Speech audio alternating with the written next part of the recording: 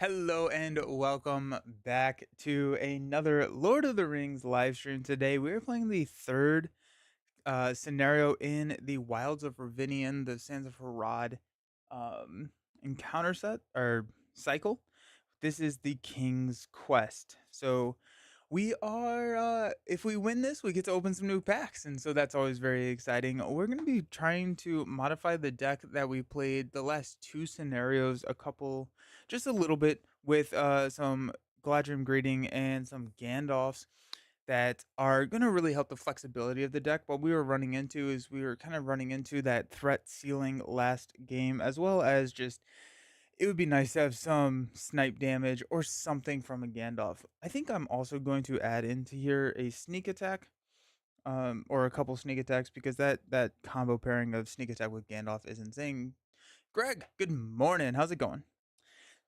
So with that said, we are also going to be probably building a different deck because I was told that it may not be the um, best lineup for this, and just kind of thumbing through the set card or the encounter cards and everything. I'm thinking that it would be a really fun deck for some dwarves to go because we got some underground locations. Dwarves have some synergy there, and then also just like dwarves are fun. So we'll see how it goes. I think we're gonna play through, just kind of get a feel for how the quest plays first with the Dale deck, and then we'll see if we need to modify and potentially change up completely our deck. So yeah, that's kind of what we're looking at. I think we need to find some slots. I'm gonna go ahead and grab 3 copies of Sneak Attack and see if we can find slots for these.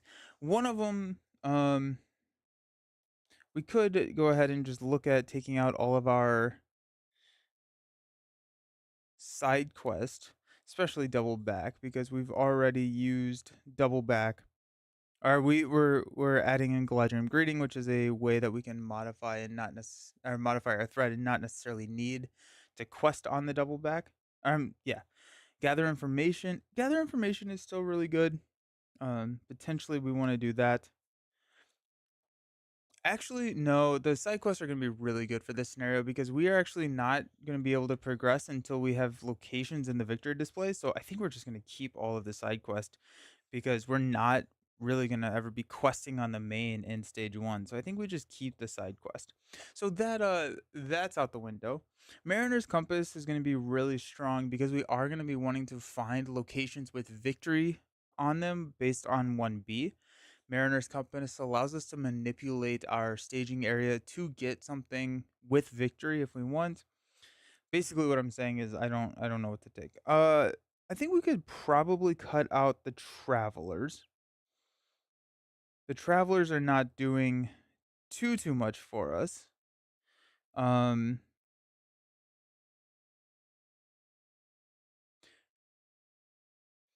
if we have 3 copies of King of Dale, we could probably go with one less copy of King of Dale.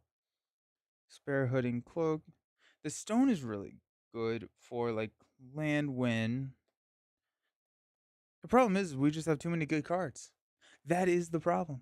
We could go Warrior of Dale, though we will need some attack. I'm kind of not 100% sure how much of that attack we need. A Knight of Dale. I think we'll cut out 1 copy of Knight of Dale. We'll keep 2 of them. I'm just gonna put these out here just so I can get a better understanding of what is in the deck. We only have 2 travelers in there, but I think we could probably cut out the warriors. We are able to play the warriors because of King of Dale. The first, whenever we use the King of Dale action, we don't have to have a resource match for the next ally we play. So if we go King of Dale for the Gandalfs, that's a trade there. We go 1 Knight of Dale, which we're removing a lot of Dale characters at this point, but these are the ones that are harder to play. So I think we're going to be okay there for a Galadriel's Greeting. We only had 2 King of Dales in the deck, I think. Let me see. Nope, we had 3. We could cut out a copy of King of Dale. We're gonna run with 2 copies of King of Dale, especially since we're taking out the Knight of Dale. King of Dale is the thing that allows us to play off aspect, and so if we're removing half of our off aspect cards, we're gonna go here. It also reduces the amount that some of our allies cost, and so that could be beneficial. I'm gonna keep these 2. So it is nice to have. If we have a gather information, that is probably what we are going to go grab with that card tutor. Um, we could probably go get rid of the necklace. How many necklace eye do we have in the deck? Just one? Yeah, it looks like just one. I do like the necklace though. It's actually the necklace is going to be really good because the necklace is guarded by an enemy or a location. If it is a location, it could be a victory point location. So probably going to just keep that. I keep talking myself out of anything that I want to cut. We could probably cut out the stone because the stone is kind of an expensive attachment. Um, what if we cut out one stone, the travelers, for the 3 sneak attacks? And then at that point, I think we have a fairly decent deck here. So let's run with that. Let's see how it goes. Probably going to be modifying to change it up to see potentially just like complete hero change. I don't think we have Haldane. And so I don't want to spend too much time trying to build a deck that we maybe doom from the start. Alrighty. So we got the Iron Hills. You have tracked the beast that attacked the village on the border of Brand's realm to the mines beneath the Iron Hills. The dwarves there have been driven from the lower depths by a new terror, and the mines have become a haunt for evil creatures. Tough. Set up build a caves deck. So the caves deck is here. The caves deck is not really going to be interacted with until we travel to a location with the deep keyword, which are going to be in here. Then we're going to reveal the top card of the caves deck. The caves deck is mean. The caves deck is very, very mean. Shuffle the encounter deck. Oh, and then we set aside Fire Drake, Dragon Horde, and the Dragon Might encounter set outside of our play. Shuffle the encounter deck. Each player is going to discard cards from the top of the encounter deck until they discard an enemy or a location, and we're going to add that to the staging area. So that is kind of what we are looking at to set up. We have our cave deck here. Go ahead and shuffle this. Then our main encounter deck over there. We do have some condition attachments in this deck, which could throw a wrench into our plan. Um, yeah, we'll just have to deal with it. I didn't actually get to read what they do, but I'm assuming we'll see it pretty soon. Alrighty, so we got Brand, Son of Bane with 10, Landwin, and Bard. So that's going to be a total of 28 starting threat. So close. 28 starting threat. And we do our player setup first before we do. Actually, I guess it doesn't. I guess it does matter. Alright, so let's go with that there. That's okay. So 6 cards starting us out. We got 2, 4, 6. We've got the Map of Ravinian, the Stone, Long Lake Traveler, Halberg Mare, Mariner's Compass, and a Gandalf. This is going to be a mulligan for us. We don't have any Dale characters we can actually play. That being said, we do have a lot of card draw on the table right now because we can start dropping some of these items around and draw like 3 cards in turn 1. So we could see something that could help us. What would we have drawn into? A Galadriel's Greeting. That's fine. I'd rather see a Dale character that we could actually play. ZZ Gaming Z. Nelson just got Lord of the Rings core set. Nice. Fellowship 2 Towers and Return. That's so awesome. I'm going through the Fellowship campaign. I'm struggling with deck building due to my lack of experience. Any advice? I would check out Rings DB because they have uh a location where people have posted a ton of decks. Their deck building is tough. The other suggestion that I would have after Rings DB is to go check out the starter decks that they sell. So they have like the Rohan Dwarf, Gondor, and Elf starter deck. That one, I would, if you're just buying into the game, I would recommend checking those out because those I think are really really strong and good decks that kind of showcase what the deck building can be, but it is also more money. So, um, but I would recommend either Rings DB, finding something. There's a fairly decent deck that is just from the core set on there, and then the starter decks are pretty good too. Alrighty, we got King of Dale. There you go. Nice. We got the Traveler map. We got Test of Will, Long Leg Traveler, and a Ravinian Outrider. Nice. We're gonna draw into a North Realms. Okay, well we got our cards. Let's discard until we get an enemy or a location. There's a location. It's the Iron Hills Mine. Yikes. This is a 4 threat location. While the Iron Hills Mine is the active location, it gains response. When it is explored, each player may return 1 card from his discard pile to his hand. Each player discards the top 4 cards of their deck to travel here. Yeah, see, the dwarves would be great against this because they're all about discarding cards from the top of their deck. Just seems fun. That one is not worth any victory points. At the beginning of the quest phase, we're going to discard cards from the top of the encounter deck until a location is discarded. Either add that location to the staging area or raise each player's threat by X, where X is that location's printed threat. This stage cannot be defeated unless there are 3 locations with victory points in the victory display. So we'll have to be a little careful with how much threat we start putting out here because on turn 1, we're going to be revealing 3 encounter cards, which is tough. Awesome, thank you. I'm on the 3rd scenario in Fellowship campaign. Is yeah, oh yeah, the game is going to be challenging. The other thing that I would say about the game to somebody new to the game is that it is not meant to be a game where you can take one deck up against every single scenario. It is kind of meant to be a game where you play a scenario, you try and figure out the trick of the scenario, and then figure out how to build 2 tech against that scenario. Um, and so there are decks out there that could probably do most of the scenarios in the game, but a lot of the times the deck build is more scenario specific or scenario dependent than a I'm going to build a really cool deck and take it up against all of the scenarios. Alrighty, 2, 4, 6. Okay. After an encounter card with Surge is revealed, either let it ready land win. When playing an item attachment, we are considered to have all of the icons.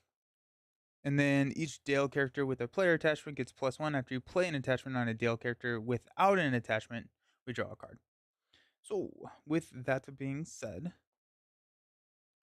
um, we're probably going to just go ahead and drop. I don't think King of Dale on this first turn because King of Dale on this turn uses up pretty much all of our resources and we can't actually play anything and we can't get any benefit out of King of Dale. And so I'm thinking that hey, there's another traveler in the deck. Look at that. um,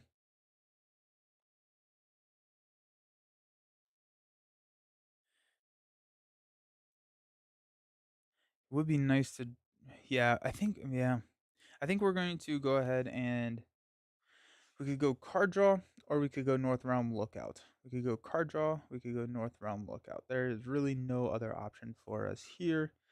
I think we're going to go with card draw because then that saves us a test of will, a resource for a test of will that we could then drop later. But if we play the map of Ravinian on Landwin, we get +1 willpower when Landwin quest. And then next round we can play North Realm Lookout. And actually we could probably play King of Dale at that point. Okay, so let's go ahead and spend 1 from Bard to play the map of Ravinian, which will draw us a card. Into the necklace. Oh, jeez. I probably don't want to do this because whenever I play this, it gets guarded by an enemy or a location. I don't think I'm ready to. I don't think I'm ready to play that quite yet. So let's just move directly into the quest phase. We're looking at showing 4 at the beginning of the quest phase. We're going to discard until we get a until a location is discarded. We've got the Contested Depths. It gets +1 threat for each location in the victory display. After players travel to the depths, either raise each player's threat by 1 for each location, or discard the Contested Decks and replace it with the top card of the Caves deck. We're going to go ahead and put that, well, we're going to just raise our threat by 1. Don't need to worry about that. Yeah, it's a lot more difficult than Marvel Champions, which I've mastered. I'm going through it two-handed with Hobbit, Sam, Mary, Pippin. The other side, Gandalf, Aragorn. Oh, that's sick. Nice. Nice. Yeah, that's a really good lineup. Two-handed really does showcase the game, I think, a lot better than the true solo, but the true solo is very much a challenge and a puzzle. Okay, let's go ahead and exhaust land win. We're gonna go 3. We're showing 4. Let's go 5. We're gonna go 5. I'm gonna keep Brand out here just in case we do flip into an enemy that we need to engage, and then so we can defend. So we're gonna go 5 to 4. We're gonna flip into a 3. Yikes! This is a deep Wild Dark Tunnel. Oh, I bet all of the victory points locations are deep locations. I bet that's what it is. Okay. While Dark Tunnel's in the staging area, progress cannot be placed on dark locations in the staging area. We quested for 5. We're showing 7, so we increase our threat by 2. We're going to go ahead and travel to the Iron Hills Mine. I'm going to discard 1. No! 2. No! 3. No! 4. Oh my gosh, that was a brutal discard. Okay. Well, that's sad. And we'll go into refresh. Stand up. Pass out some money. Draw into a Knight of Dale. Okay.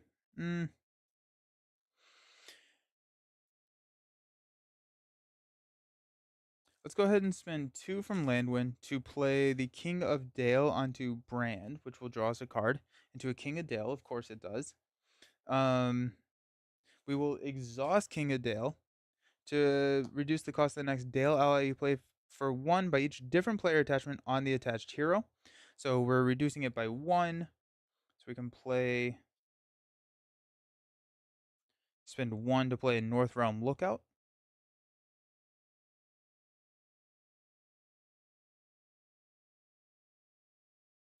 We have a money for a Test of Will.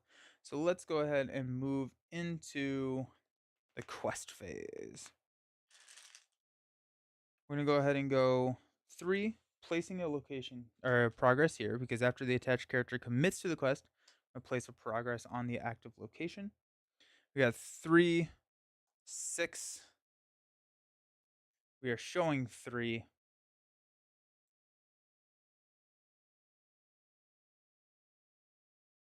And I'm going to double check the deep keyword, because I'm pretty sure the deep was after you travel to a deep location, you replace it with the top card of the Caves deck. So you're going to be adding the Caves deck actually only does go to the active location.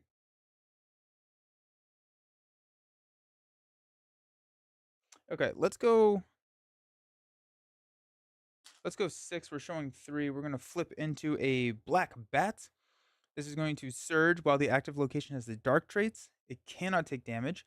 This surges, meaning that we get to either ready Landwin or give her +2. We're showing 4. I'm going to go ahead and give her +2. I think Lord of the Rings has the best card artwork. I would agree with that. It's very, very consistently good.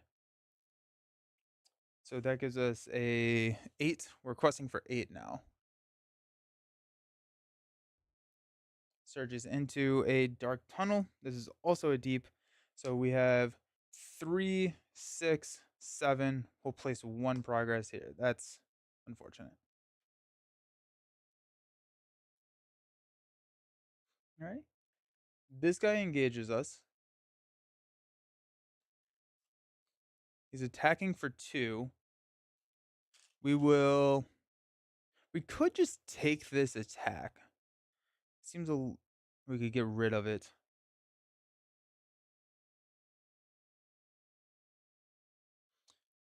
Hmm. Um, we don't have a ton of health. That's what I'm a little concerned about. Let's go ahead and block with the North Realm Lookout. It's gonna be a 2. Gets +1, so that does kill the North Realm Lookout. I think at this point I'm a little attack back. That was pretty brutal. I'm thinking that this deck is not gonna do it. But here we are. Okay. So let's stand up. Very sad to lose our North Realm Lookout. Increase our threat to 33 already. Agreed. I'm currently on trying my luck against the 2 Towers box. Nice, Beast Snow. Got the Mariner's Compass. Let's pass out some money.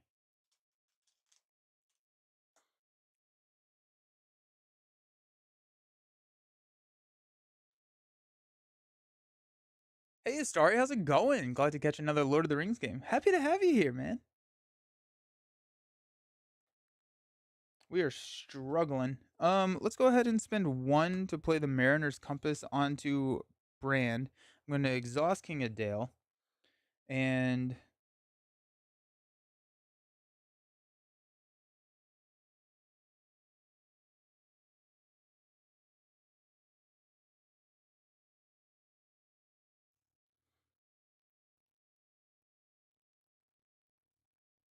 oh, I didn't even discard for that. We're gonna call this a scoop. I've already messed up the rules. No. Plus, this is not going anywhere. I do want to try one more, um, but I also want to make sure that I don't forget. Don't forget. Don't forget that.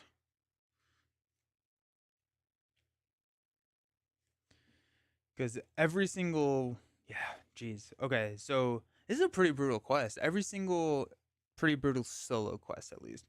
Because every single round you're revealing effectively 2 encounter cards. You're doubling the encounter card you're revealing. That's hard. That's fine.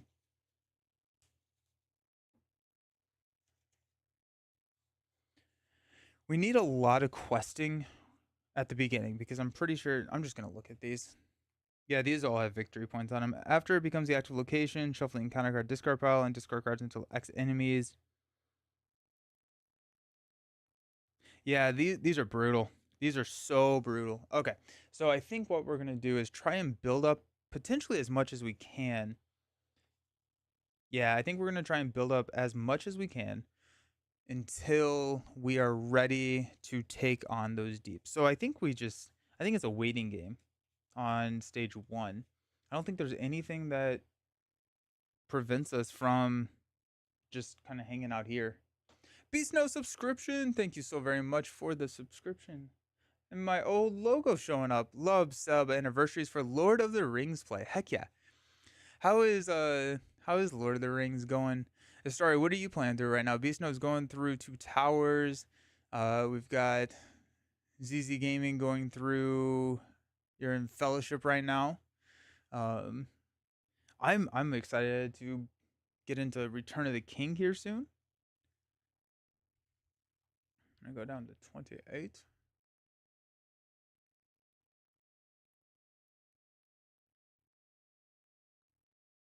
Down to 0. So over 2.5 years of subbing. What is time? It really does not feel like it's been that long. That's insane, actually. 2.5 years is a long time. One of the originals. Our local card game pod is doing Agmar. Another player and I going through ALEP. Does ALEP still hold up, Astari? Alrighty. Got 3, 6. Come on, no whammies. Long Lake. Redwater Sentry is nice to see. Spare Hook, Hood, and Cloak is nice to see. King of Dale, Sneak Attack, Galadrians. We don't have a turn 1 play, or really a turn 2 play for that matter. But we do have card draw. We have free card draw here with the Spare Hood and Cloak. Redwater Sentry is nice to have. I think this is going to be a mulligan because there's nothing that really helps us build. The Bow of You would have been also pretty nice, but here we are. I think it would be really nice to get a side quest. I think a side quest to start us out on this game would be great. And I'm really glad that we added threat reduction into the deck, especially if we're just going to be hanging out here on 1B for a little bit. But I do think that dwarves work super well with this setup because dwarves want to also build a good bit. 3, 6. We've got the dude. This Long Lake Trader is wanting to be in our opening hand. I'm pretty sure he's been in at least 3 of 4. We got Long Lake, got Gandalf, Map. We got Sneak Attack. Let's go. Redwater Sentry and a Long Lake. I actually put 7 copies of the Long Lake Trader in there. That's why we're seeing it so much. I'm gonna discard until we get an enemy or a location. We got the Dark Tunnels. This is a deep location. While it's in the staging area, progress cannot be placed on deep locations. So that's good. And we will draw into a Galadriel's Greeting. Alrighty. Sweet.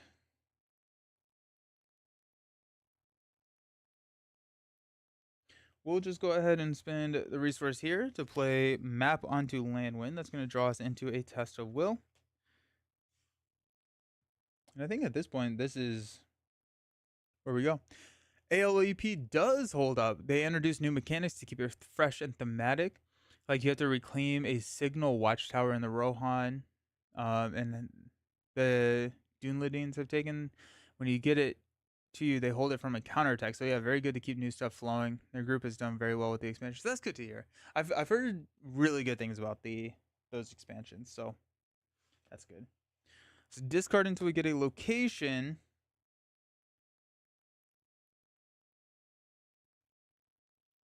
We're gonna raise our threat by 4. 1, 2, 3, 4. I can't start with 7. I think if we raise our threat by 4, it'll be less than if we raise our threat. I think we will raise our threat more if we continuously do not quest successfully. Let's go 3, 5, showing 3. We're gonna flip into another Dark Tunnel. These are the same 3 that I just. I'm gonna I don't know if I actually shuffled these. Because those were the exact same 3 cards in that order. So we're just gonna. Okay. Or maybe that's just what those locations are. Maybe that is just the location. Okay, so we got Deep Cache. When faced with the option to travel, the players must travel here if there's no active location. So we are going to discard that and only raise our threat by 2. So now we're showing 4. We quested for 5. We're going to flip into When Revealed, add the threat of the active location to a total threat of the staging area. No active location. Discards cards until a location is discarded and added to the. Alrighty. Got Forced Passage. When you travel, Forked Passage. When you travel to Forked Passage, before resolving the deep keyword, raise each player's threat by 2 to look at the top 2 cards of the cave deck. Put 1 on the top of the cave deck and put the other on the bottom. Then add this to the victory display. Okay. So that's a card in the victory display. Nope, just kidding. This has to be 3 locations with victory points in the victory display. That's a weird. Okay, so that shows 6. We raise our threat by 1. We will travel to the Iron Hills Mine, discarding a Bow of You, sad. Another Bow of You, a Stone, and a. Oh, that's brutal. I guess there weren't any good things to discard, but here we are. Let's go up to 32. And we'll draw into another Redwater Sentry. We'll pass out money.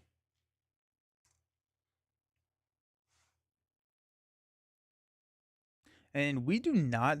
We could play a Galadriel's Greeting, I guess, but like we really don't have a play.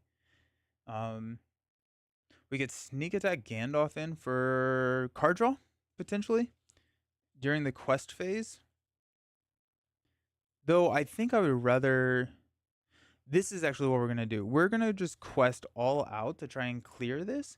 And then we will sneak attack Gandalf in to be a defender if we do flip a enemy. And that way we can hedge our bets a little bit.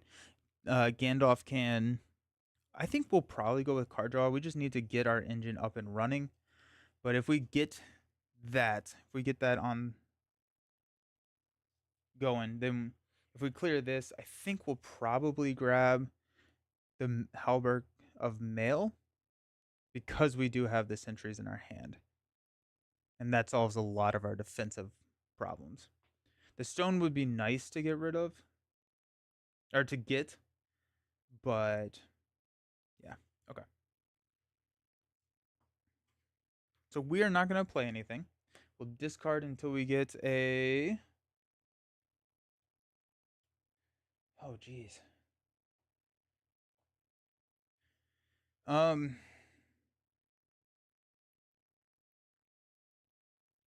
There's a lot of threat. Holy cow. Okay, so we'll go Iron Hills Mine. I guess we'll put that into play. So we're showing 6. We may just sneak attack Gandalf in here to try and clear. Ew. Alrighty. Let's go 2, 3, 7. We are showing 6. Let's go ahead and we'll spend 1 to sneak attack Gandalf. Commit him to the quest for 4. So that's 2, 4, 8, 11. When Gandalf enters play, I probably should do threat reduction, but we're going to do 1, 2, 3 for a card draw. Okay. 11 showing 6. We're going to flip into a Forked Passage. When you travel to Forked Passage, after resolving the deep keyword, raise our... Yep. Okay, so 4, 8. We place 3 here. The map adds the last one here. So when this is explored, each player may return 1 card from its discard pile to their hand. Which actually, we may go Sneak Attack. Sneak Attack? Yeah, we're going to draw Sneak Attack. Just kidding. That's insane. And then Gandalf pops back to our hand. We will travel right back to the mine. Discard a Sentry. Raiment of War. Another Halberd of Mail. And a North Realm Lookout. Sneak Attack Gandalf never gets old. Yeah, right. Discarding a lot of cards. But being able to do Sneak Attack again seems pretty good. Alrighty, let's stand up. Let's increase our threat to 33. Let's pass out some money. And now we have a decent hand. We need where are our attachments? We only have 1 attachment, which is the spare hoof. I want to say spare hoof and clothes. But for sure, I was mid late game the other night and I was able to sneak attack him in 2 turns in a row and just play. It's so good. It's so good. Let's go Spare Hood and Cloak over here on Bard. That's going to draw us a card into a Ravinian Outrider. I'm tempted to just drop the Outrider. So we can start clearing these guys out of the staging area, because if we can clear the deeps out of the staging area, then we don't need to travel to get here and we can build more. So let's just go ahead and spend 3 from this. I want to maintain these because these resources on Bard, because they can be used to pay for attachments. So we'll play Ravinian Outrider there. Next round, I would like to play the Redwater Sentry. But I think the same logic applies. We could sneak attack Gandalf and kind of do the same thing where we draw a sneak attack back. But I'm thinking that I want to get the Halberd of Mail. Potentially the Raiment of War. We do have another Raiment of War coming. It could be nice to get the North Realm Lookout just to have more questing. But I feel like Raiment of War. Yeah, let's grab the Raiment of War. So let's see if we can avoid sneak attack Gandalfing right now. Okay. And if we need to, we can do it in the encounter phase. Don't forget, we're going to discard until we get a location. Jeez. Contested depths. We'll just raise our threat by 1.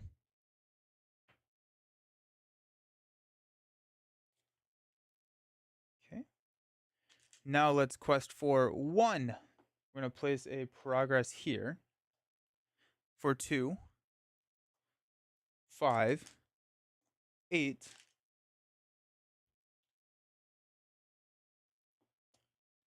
We place 1 progress here. Let's go 10. So 10 showing 4. We're going to flip into a contested depths. Gets +1 willpower or threat for each location in the victory display. After we travel to the depths, either raise each player's threat by 1 for each location in the victory display, or discard the contested depths and replace it with the top cards of the caves deck. That's not too bad. Okay. So we show 5. We quested for 10, so we will place and clear here. I think we're going to grab Raiment of War. We could grab a Redwater Sentry, but the Redwater Sentries are not that great until we can actually get something on them. And I think Raiment of War is a better version of Halberkham Mail. So let's just go ahead. And we have the money to do it. So let's pull that back to our hand. I don't know if we're going to travel. I think at this point, we're not going to travel.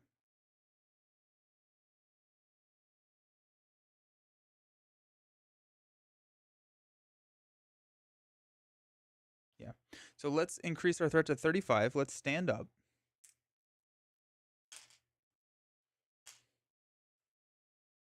Mainly because I don't want to deal with the deep deck right now. If we deal with the deep deck, there is a potential that we have to deal with an enemy, and I don't want to deal with that. We draw into a Galadriel's Greeting. Okay, so we have a reset. We have 2 Galadriel Greetings at this point, so we can reset kind of our threat. So we can kind of build, let the threat accumulate. We have a reset now, and we're good. We'll pass out money.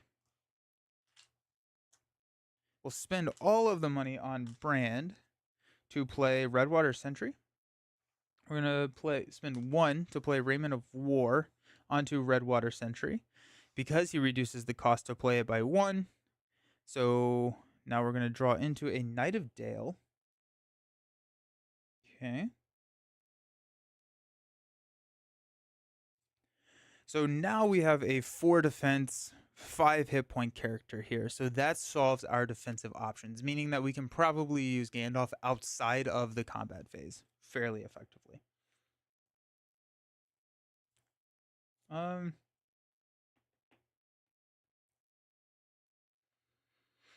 We still don't have any attachments. I don't know where my attachments are at. Oh, we have another Redwater Sentry. I don't think I realized that.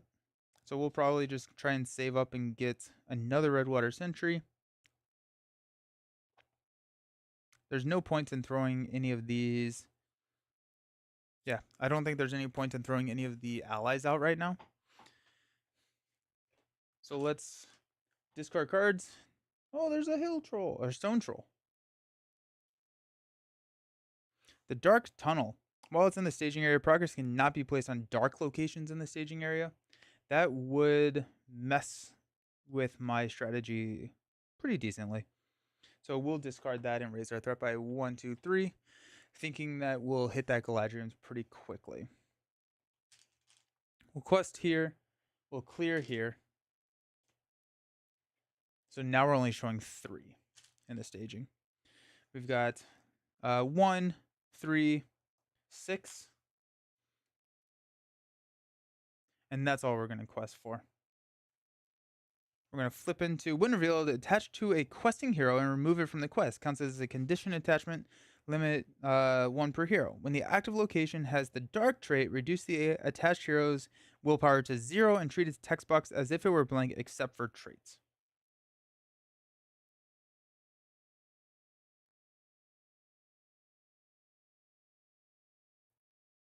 I hate that.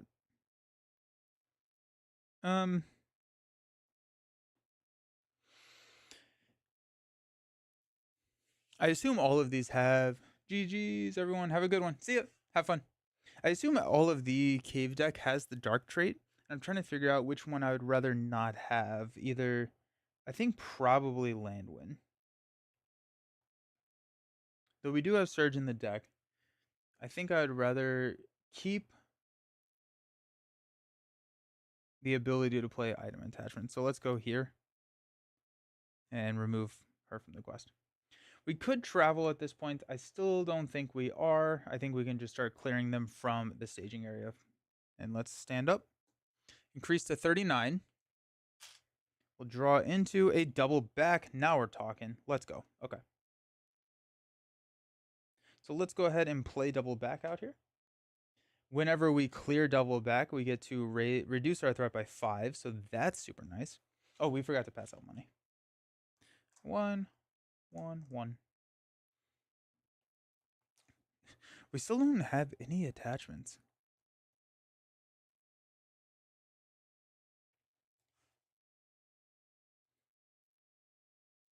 Let's go ahead and spend 2 to play a North Realm Lookout. And we'll hang on to the money here to say that I have to say, you've become more of a mature from your early days of playing. I recall when your threat hit 35, you go into panic mode. Now you live on the edge. Yeah, right. I'm wild in my old age. But yeah, I mean, it is kind of interesting how you start to approach the game differently as you've played more and more of it. 35, that's a rookie number. You got to pump that up. Yeah, we're at 39. We're about to hit Valor. I think Valor is a fun thing that I played around with a little bit, which helped me understand it's actually not. You have a decent control even after 40. There are some cards in some scenarios that it's like, raise your threat by 10. I'm like, okay, well, you lose. I'm running a Gondor deck, so 40 is that's when we show up, is 40. That's funny. Alrighty. I don't think we are going to be doing anything. We're going to hang on to Sneak Attack Gandalf in case we need it later. But let's go 3, 6, 7. Place of progress here. 8, 9. We're questing on double back. 9 showing 3. We need to discard until we get a location, which is Dark Tunnel. Will increase our threat by 1, 2, 3. 9 onto double back.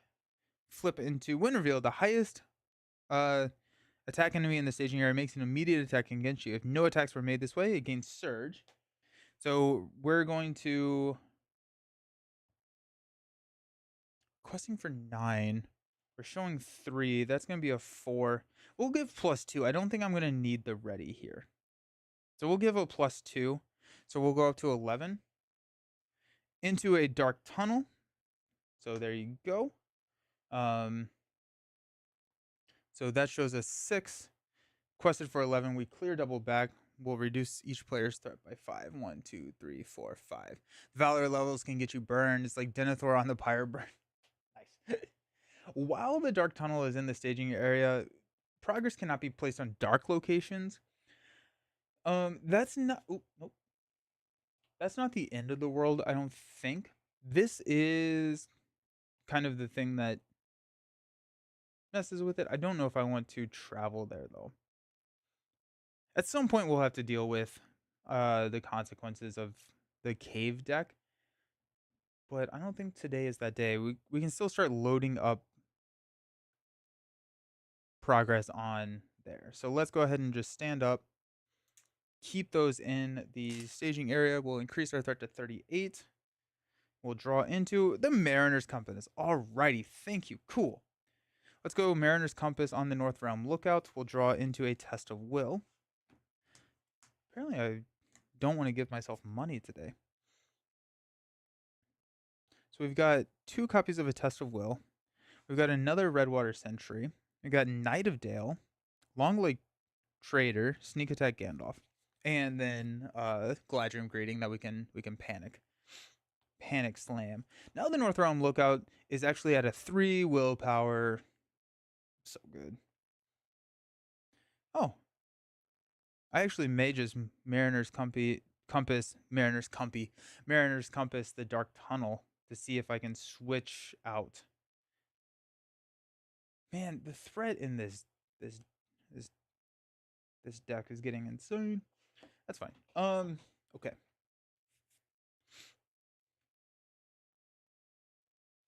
So I don't think we're gonna be doing anything else. The other thing that we could do is we could sneak attack Gandalf in. I still think it would be for card draw at this point.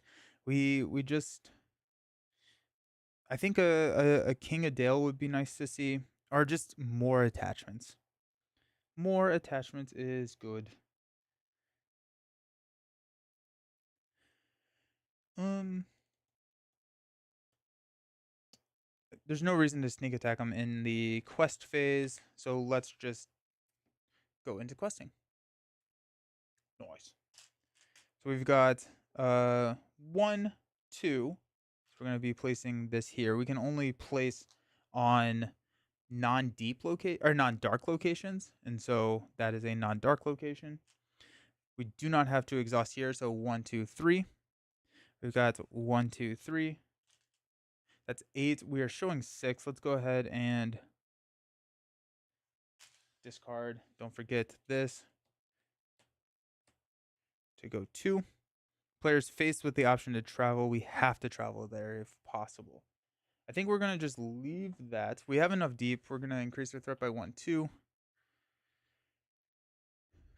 So we're showing 6.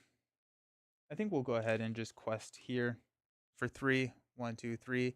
That's more to protect my threat than any, or my threat than anything else. We'll flip into a giant spider. After the giant spider attacks and damages a character, that character cannot ready until the end of the round. This is a 2/3/2/3, and it engages on a long time ago when it comes to threat. Okay. I'm going to go ahead and exhaust the North Realm Lookout and here to look at the top 5 cards. That is all of them. Okay, we can swap Dark Tunnels with a Contested Deep. But that means that we will hit a Dark Tunnels next round.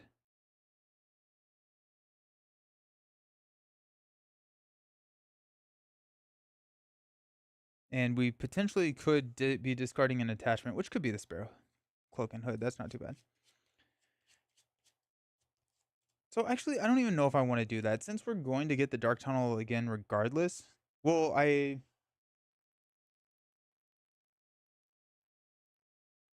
Nope, you have to. Okay, well, there you go. So now we're going to probably hit the Dark Tunnel. Here we are. Okay. This guy engages us. We will defend for 4 against his attack of 3. It is, hey, there's Dark Tunnel. Nice. No damage. We'll swing back for 3 to deal 1 damage. Ping. Okay. Stand up.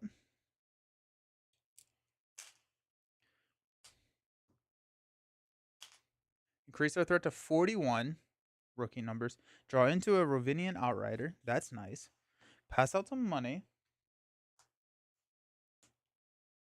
I just want my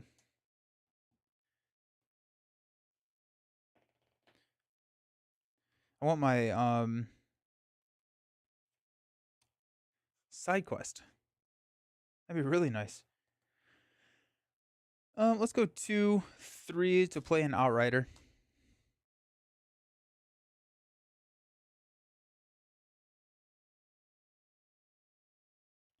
I'm gonna keep my money here for a sneak attack option rather than playing the Redwater Sentry. I don't have anything to attach to the Redwater Sentry, so I don't think that there's any reason to play it this round.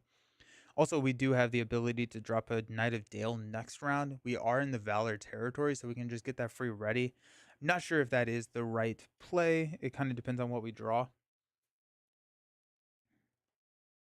I'm gonna raise our threat by 3. Or add... We may just go ahead and grab...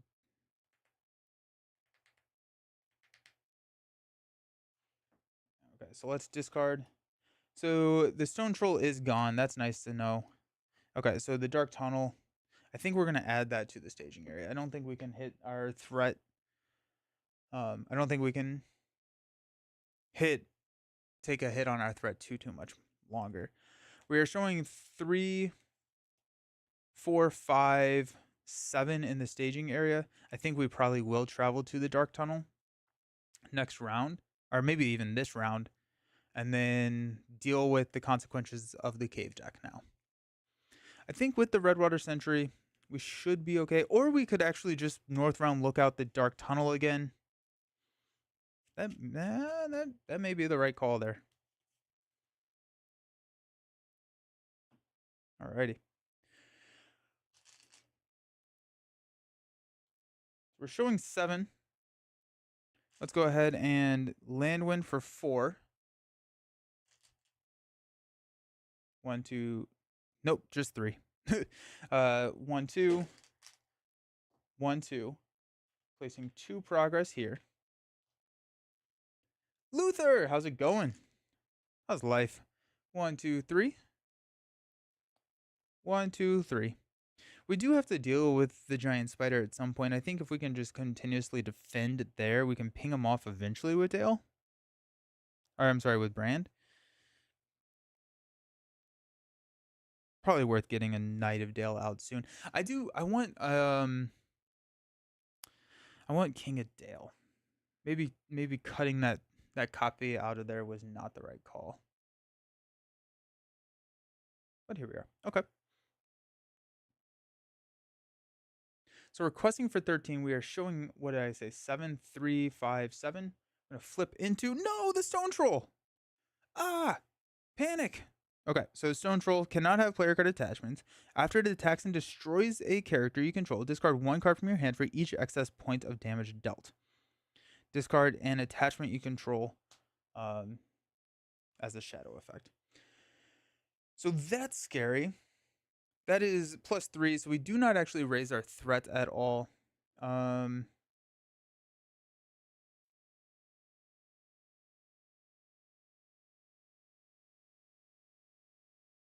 wondering if we play Galadriel's Greeting.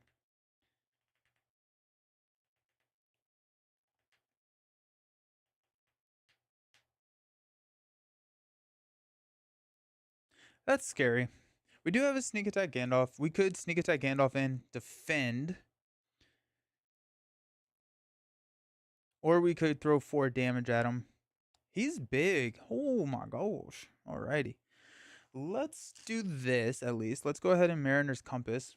Search 5 cards for a location. Hey, it's a dark tunnel. Hey, check that out. Swap.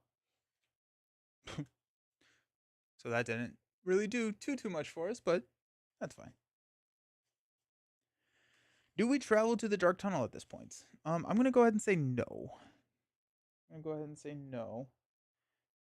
Mainly because we have the Stone Troll. And the Stone Troll is, I think, more pressing. We are engaging the Stone Troll here on 36.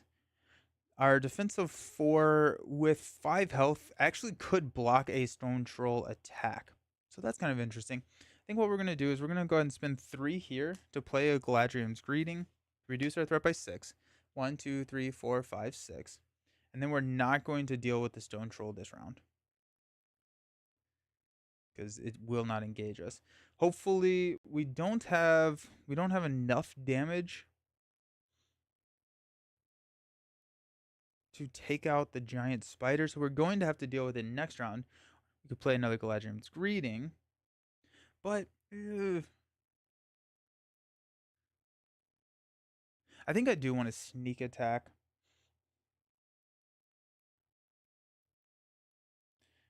Probably use Gandalf for his attack here.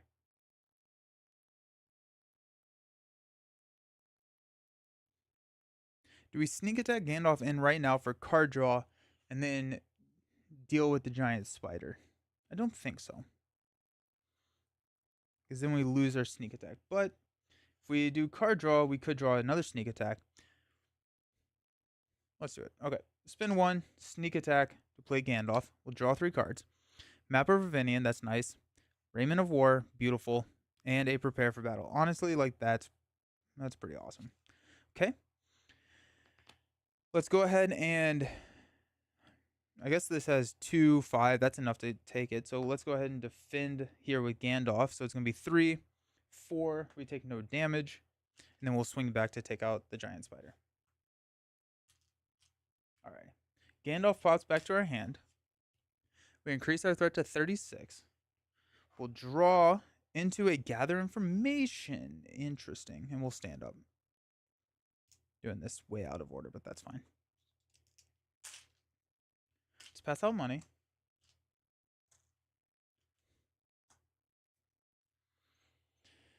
Okay.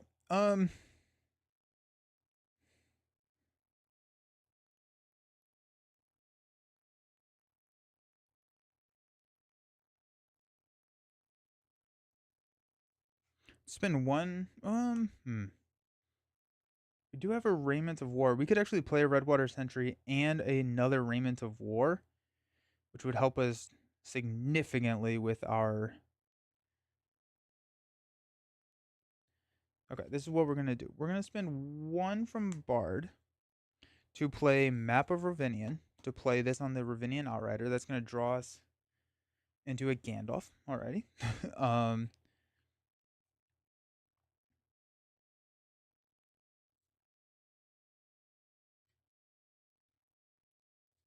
I think, yeah, we're going to go Prepare for Battle. I'm sorry, we're going to go Gather Information. We're showing what? 3, 6, 9, 10. That's going to go away. So we're going to be showing 9.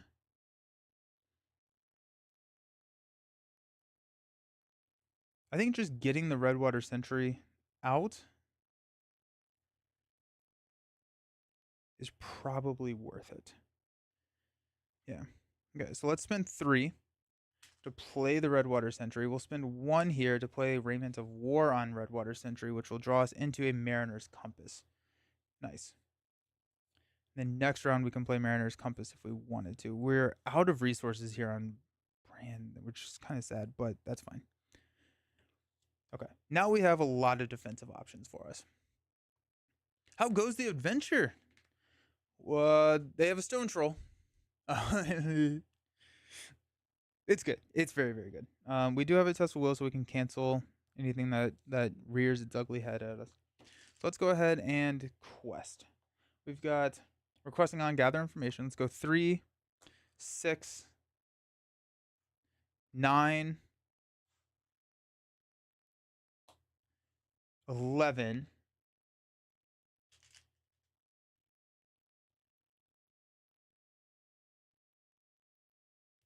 I may not clear that. So we'll go 11, 12, placing 1 there, 13, 14, placing 1 here. I guess it does not matter.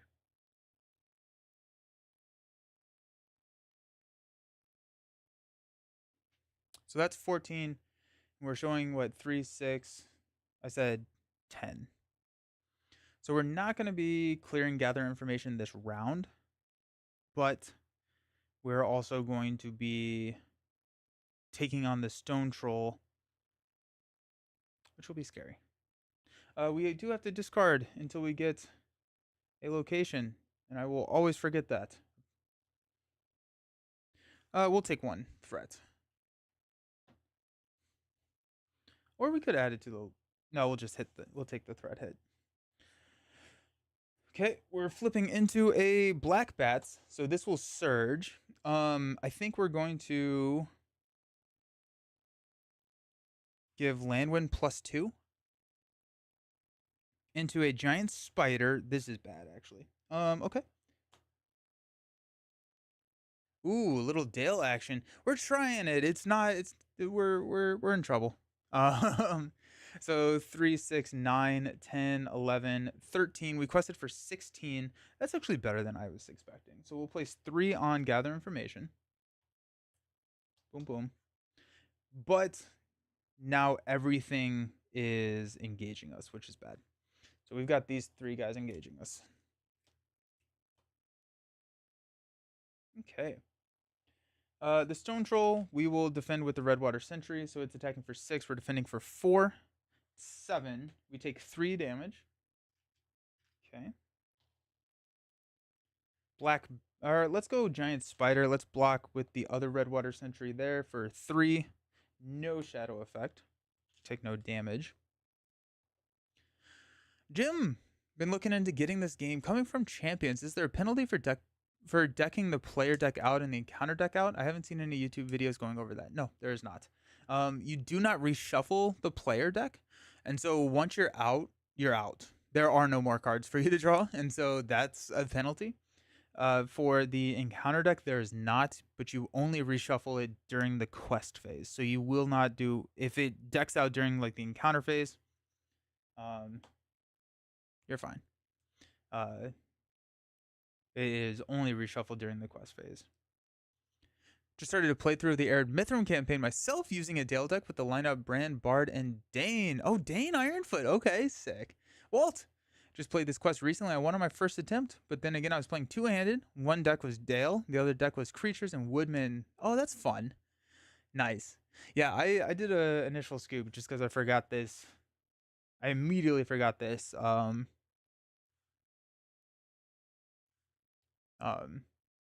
Rule. Thanks so much. Planning on grabbing the core set and all the starter decks. It's so much fun. It's such a good game. I hope you enjoy it. Watch the how to play videos by the Game Locker. Easily the most comprehensive rule guides, and so well done. Okay, we do have an attack of 2 coming in at us. I don't want to take this undefended. We'll block with Brand. Defender cannot ready until the end of the round. Sad. Alrighty. Now we have... Oh, we don't have any damage. Oh my gosh. Okay. Well, there you go. So we will increase our threat. We will stand up.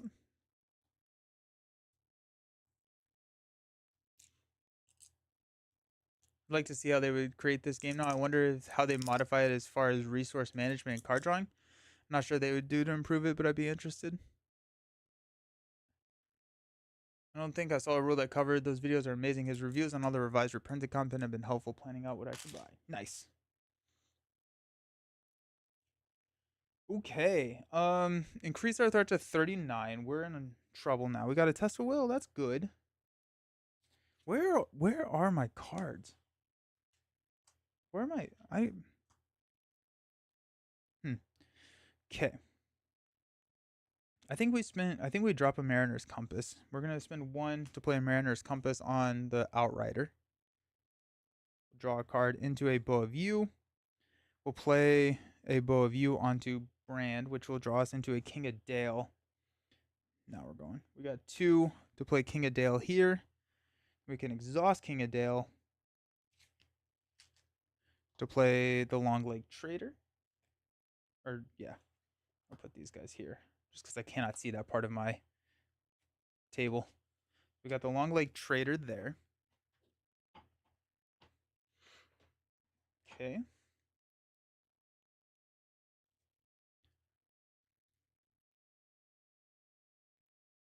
I've not used the Radagast Hero. I've used the Radagast Ally before, but I haven't played the Hero. I don't think I'm there in the progression play. I don't think I have him yet. Also, I want to say, and hopefully this is okay, but you're looking damn good, Nelson. I haven't caught a stream in a while, but you've been running a ton. I've been biking. I've been doing a lot of biking, and I appreciate it. Thank you, Nelson. You're so slim now. I guess I need to invest in a stationary bike. I saw the podcast with D20. Not a big podcast, but I had to watch that one. I appreciate it. Yeah, I am now at this point down 90 pounds. So, feeling great.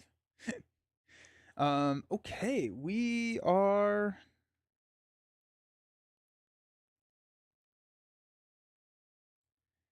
okay, so we have a block here. We have... We need damage. Like, we just need...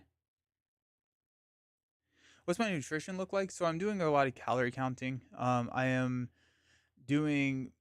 I'm starting to. I'm reaching my goal weight, and so at this point, I'm going to switch into macro counting.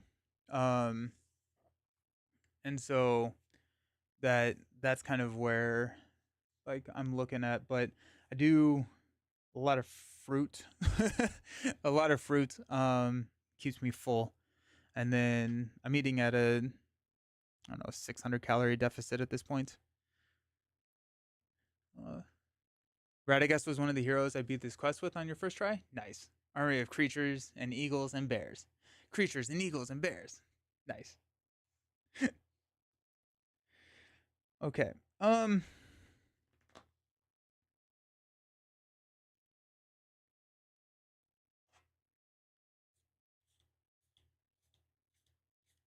think if we can get over this stone troll, we'll be okay.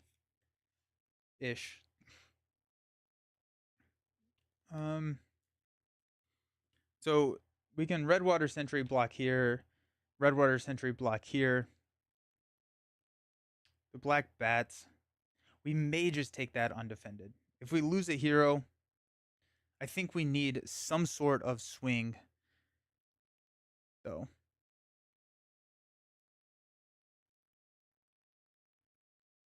Let's discard 4. The Iron Hills Mine. While it is the active location, when it is explored, each player may return 1 card from his discard pile to his hand. I'm going to put that into play. That does have to. I'm not going to. I don't think I'm going to travel there. Okay, let's go 3, 6. We'll place 2 progress here. Don't have to exhaust for 9.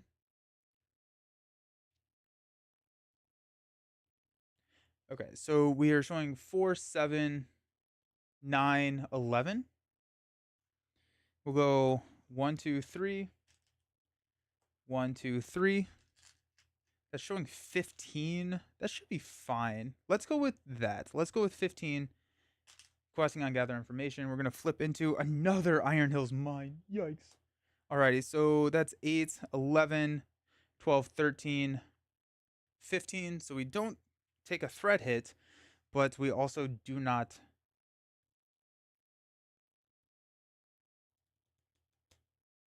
do anything. Oh my gosh, that's tough. I may travel to the Iron Hills if we discard if we discard 4 cards from our deck. There is a chance that we will get a card back. Let's just do it. Let's just travel here. We'll discard a Mariner's Compass. That's okay. Necklace of that's fine. Spare Cloak and Hood. That's okay. And that's actually honestly fine. I am happy with discarding those. That's fine. So if we discard those, I just want sneak attacks. All right. Gather information still does not get cleared. So here we are. Stone Troll, Black Bat, and Giant Spider. The Stone Troll is going to attack. We'll block with this Redwater Sentry. Deal 1 damage to the defender. And then he attacks for 6. We blocked for 4. So we will take 2 damage. That takes us up to 3 damage. We've got this Redwater Sentry blocking the Spider's attack. So 3, no shadow effect. I love Lord of the Rings sneak attack is so good. We could go ahead and ditch the Long Lake Trader, especially since we have another one coming into play next round. We could take it undefended. We could defend with the North Realm. Let's defend with the North Realm Lookout. I think that this is a little bit. I'd rather lose the North Realm Lookout than a hero, and the shadow effect is the same on if we get +1 attack, we're gonna lose the North Realm Lookout. It is not. We will take 1 damage here. Okay, I'm okay with that. Again, we don't have anything to swing back with, so we will stand up.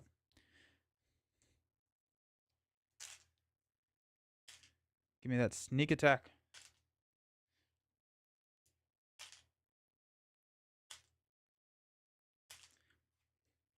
Increase our threat to 40. Draw into our 3rd Gandalf. So at least we have that. Pass out money.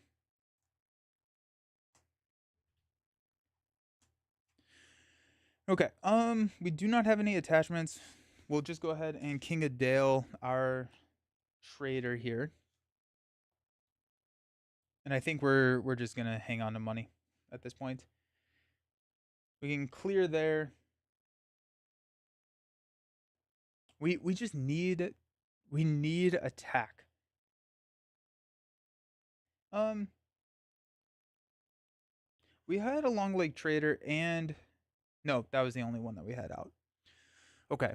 We need yeah, we just need to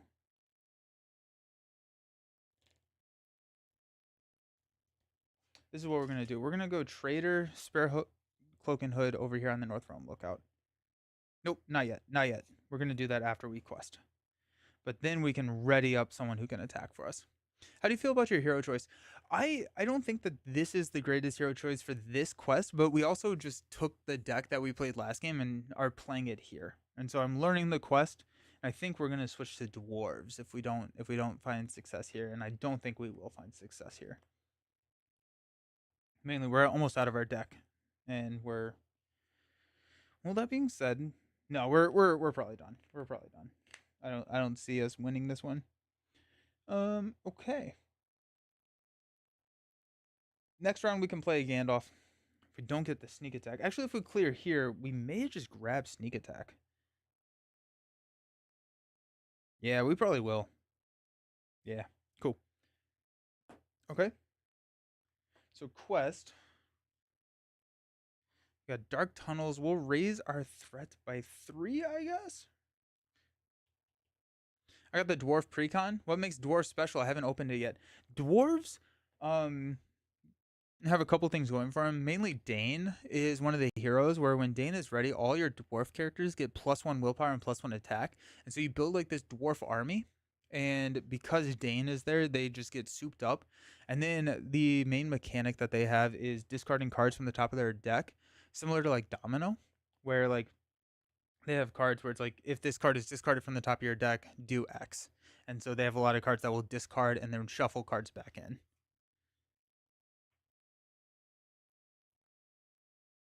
We took a threat hit of 3, so we are at 43. Let's go ahead and we're going to commit Ravinian Outrider. We'll place a progress here. For let's go 1, 2, 3. Place progress there. We'll go 1, 2, and we will clear here. So we'll remove that. Nice. And that is. Sorry, random thought. Once these are. Once I don't have a deck, can I travel to these? It says each player discards the top 4 decks of cards of his deck to travel here. Wouldn't that be dangerous with no reshuffle? It can be. I don't think about it this way. Like the majority of your Lord of the Rings plays, you don't see your entire deck. So the cards that you do not see, think of them as resources now. So there are cards like Will of the West where you can shuffle cards back in. There are cards that the dwarves had, like after you discard a card, you can shuffle it back in. So there is tech against some of those more important attachments. But the way that I'm kind of looking at it is that like this is a outlier when I'm probably going to see my entire deck this game. But if I don't, might as well use the cards for something. I have not exhausted him yet. So we are showing 3, 5, 7. Let's go land win for 3. 1, 2, 3. Place that there. So we're at 8. 1, 2, 3. That puts us at 11. I think I want to quest just a little bit more. Stone Troll is going to kill somebody this round. Oh, and it was going to. Oh my gosh. Stone Troll is so bad. I guess you aren't drawing 5 every turn like Marvel Champions. I don't think I ever went through my deck in Arkham Horror. Yeah, I've gone through it more in Arkham Horror, but because the Arkham Horror decks are only 30 cards versus Lord of the Rings 50.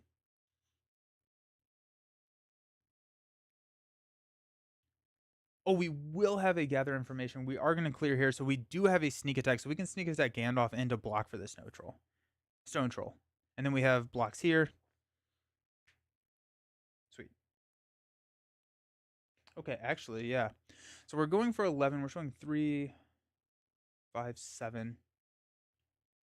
If we flip a 4, that would put us at 11. Which would be very sad. If we flip a 3, we still don't. We're going to go one more for the Long Lake Trader. We're going to flip into a 3. It's another Stone Troll. No! No! Alrighty, so that is going to be 12. We are showing 3, 6, 9, 10. So we place 2 here. We still do not clear gather information, but we will go ahead and grab a sneak attack.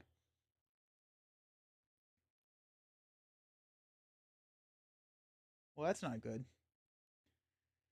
Uh-oh.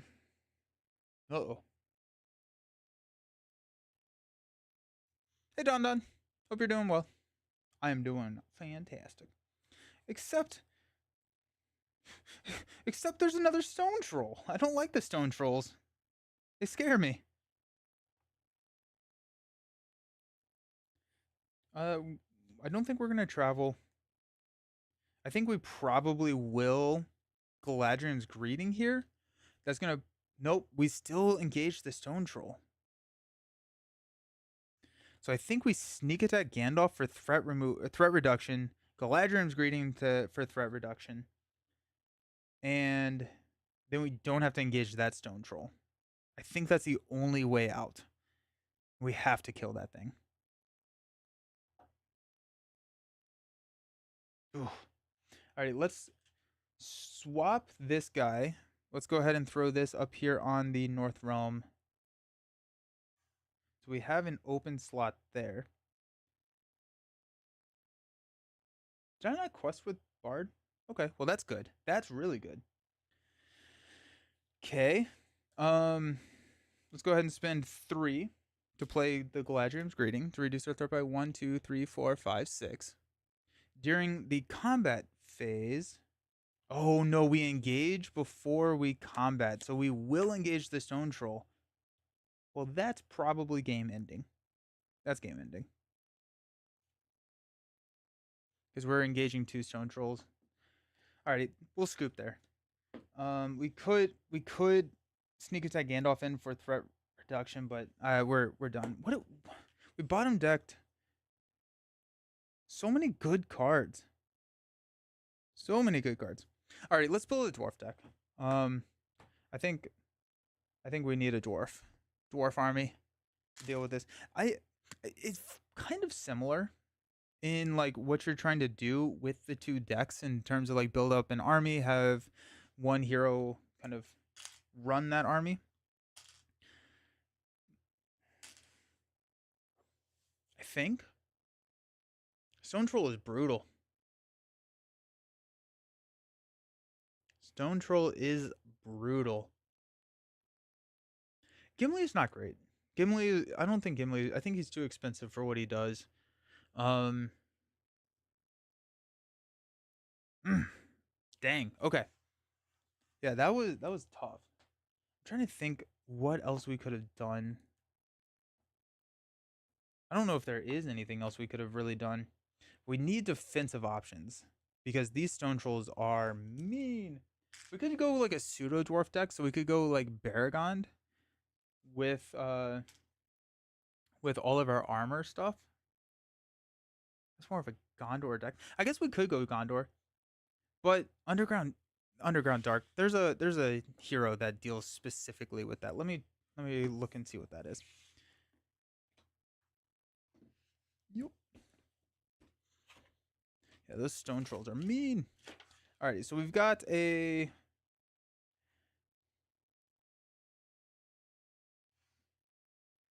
I'm pretty sure that there was something that dealt specifically with underground locations.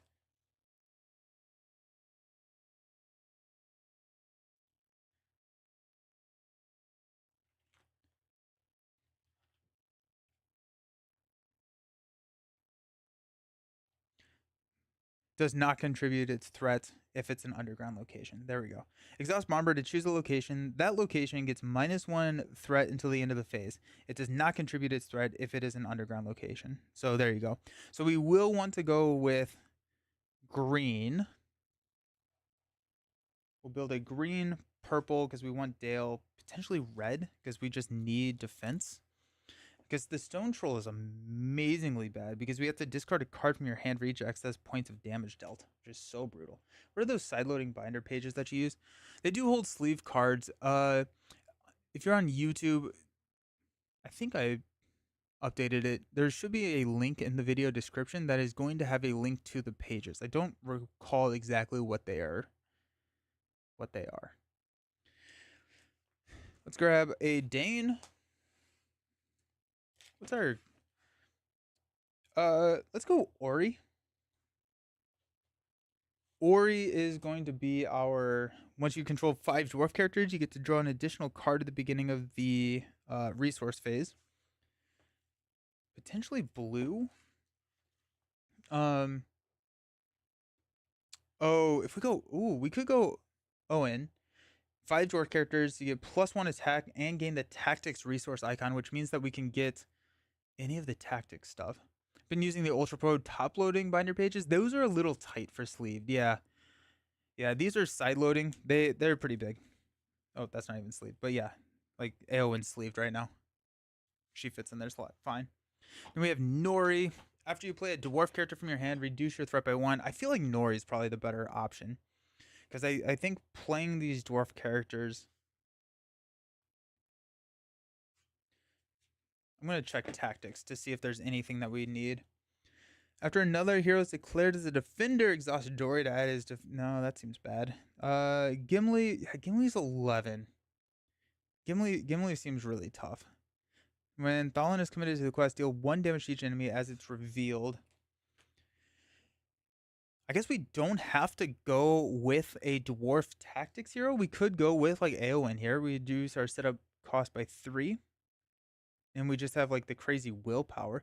But it feels bad not choosing a dwarf because we're buffing dwarfs. We get benefits if we have 5 or more dwarfs. So I feel like we do want to go with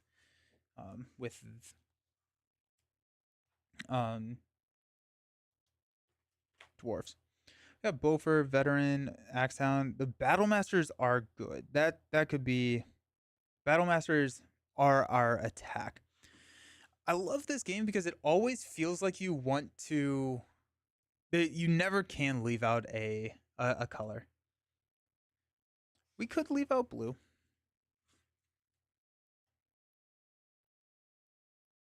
It's probably not worth leaving out blue. We could go with a. Oh, we have Narvi's belt. So we can grab the Battle Masters. Probably that's all we really need in terms of tactics cards. But Battle Masters get +1 attack for every single dwarf you have, up to like 4. So they just like destroy everything. Is there another dwarf card here that we may need that we could cheat in with Narvi's? They're good. I am currently organizing my binder in Nelson style. The stickers are very helpful. Do you use stickers? Yeah, I use stickers for Lord of the Rings. So I just put them in the same spot. Get the shield.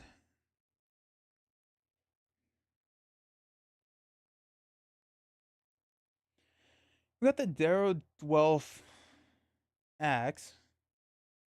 I'm thinking that's probably not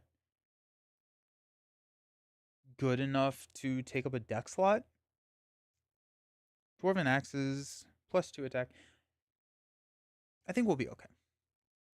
I think we're gonna go here for Nori. After you play a dwarf from your hand, reduce your threat by 1.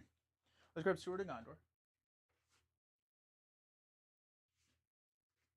Because the quest is mean, so we're gonna use mean cards against it. I think we're gonna go with 3.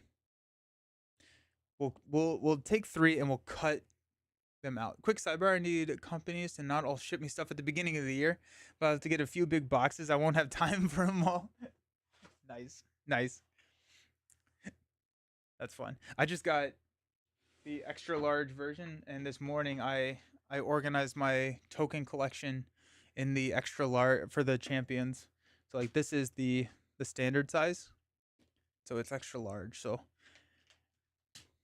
and then I did it so that this here, like this corner down, is the size of the small one. And so when I'm traveling, I can just take these out and put them in the small version. Cutting cards at the end of deck control. Yeah, right. Right. Okay. Narvi's belt. Narvi. Probably 2 copies of those. Honestly, Northern Tracker seems pretty decent. Narvi's belt.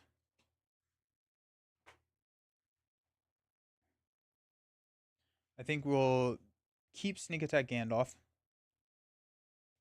We'll keep Send for Aid. I think we're keeping all of the um, side quest. The side quest in this quest seem very good. Gladriums we're keeping. Maybe in Storm we don't need. Gandalf, prepare for battle. Gandalf. There really weren't that many tests for wills that I cared about. Or like there weren't anything that I really needed to cancel. So I think we're gonna get rid of test of will. That's my biggest struggle. I sit there and add a bunch of cards and realize it's 63. I think the worst I did was like 80 something. I was like, okay, I think we're there. I'm like 80. Just like, jeez, yikes. I love that. It's so nice. It's perfect. It's like so great. If I get it down to 55, I just call it good. I love that. We got Gandalf, prepare for battle. Gandalf, Gladrium's greeting. Got gather information. Sneak attack. I'm going to put that over there next to Gandalf because that's important. Send for aid. Sneak attack. Greeting. Oh, they're probably in there. I only had 2 Galadriel's greetings in my deck last time. I think I probably could have gone with 3. Oh, double back. Because I think this game is going to be very much akin to, can we survive long enough in terms of a threat perspective on stage 1? Where'd my sneak attacks go? One more sneak attack. Where are you at? Oh, there's Gladrium's greeting.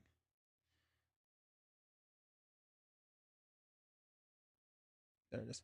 Yeah, I don't think we're gonna go with a test of will this time. The we could go with hasty stroke. The discard and attachment you control is brutal. Um, especially when we're not running as many attachments. So I think we'll grab 2 hasty strokes and just keep them for discarding attachments. Grab hidden cache. That is the game basically.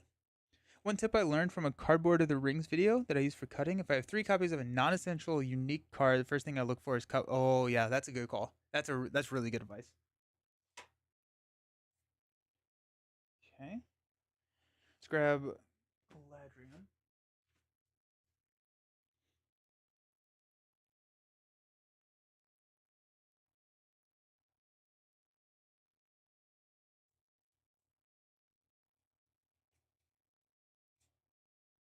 Glowing.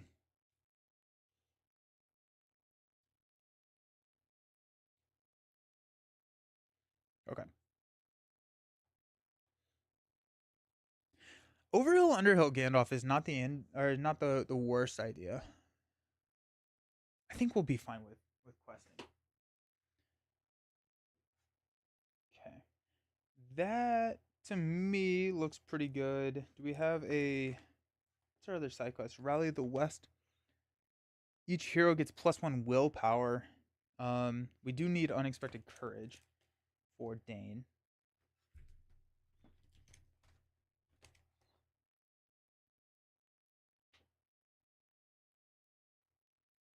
Should be right there.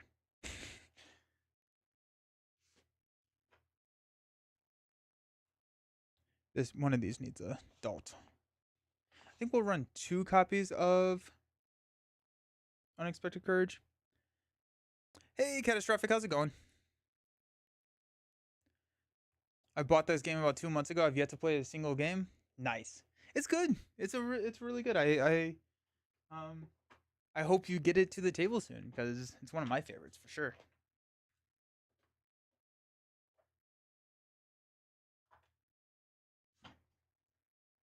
Okay, we have uncontrolled or untroubled by darkness. Each dwarf character gets +1 willpower until the end of the phase, +2 if the active location is an underground or dark location.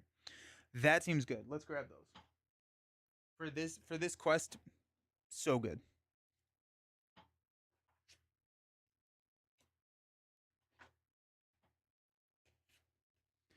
Every time I come back to see a Nelson stream, you're looking fitter and fitter. Inspiration for me. Oh, thank you so very much. Is there a Lord of the Rings equivalent to like Doctor Strange so good that people avoid using them sometimes? There are a couple. I think the biggest one, at least for me right now, is Glorfindel.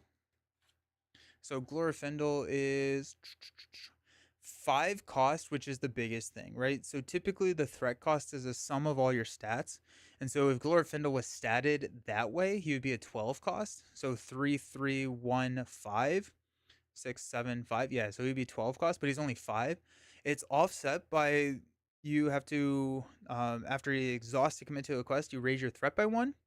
But then there's a card that he doesn't have to exhaust. And so you just get a free 3 quest power every single round. Then he can attack with his 3 attack. And then they're just since he has the Noldor trait, there are just so many good cards with Noldor that just get crazy. Yeah, Glorfindel is brutal. Glorfindel is so good. So I typically don't run him.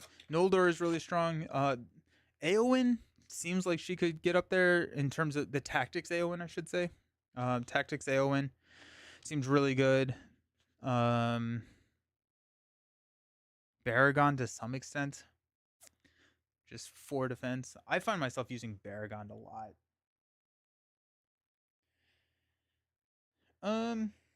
Okay.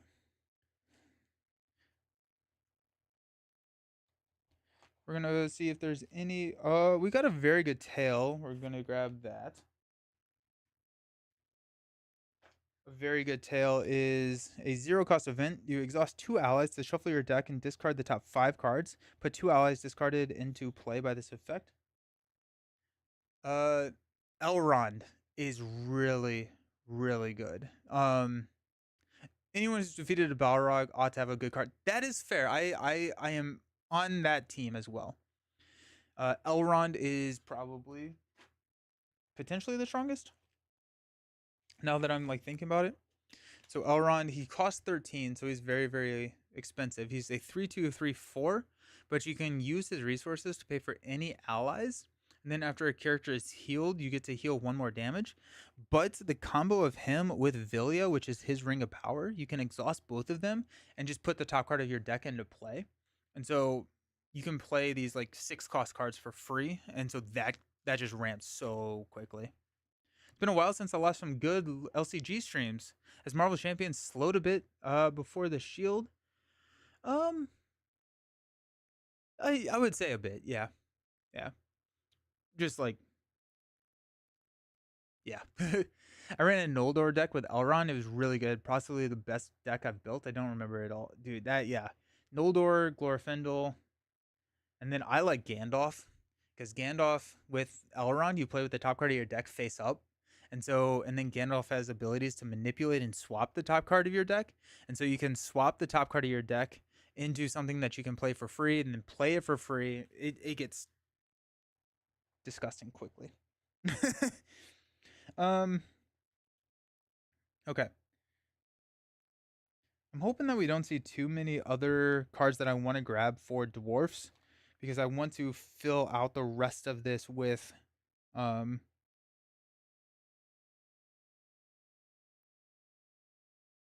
with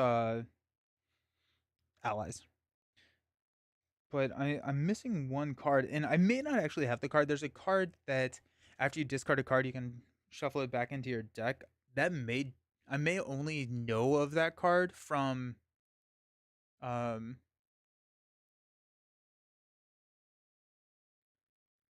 uh, from the dwarf starter deck, and so that may be. I may just not have it.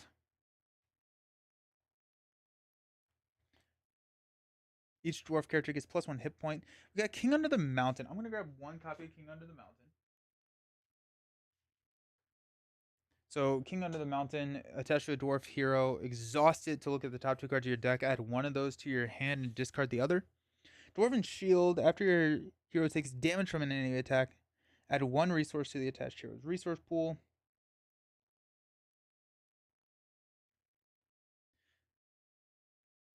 I think you had who has defeated a Balrog other than did Glorfindel?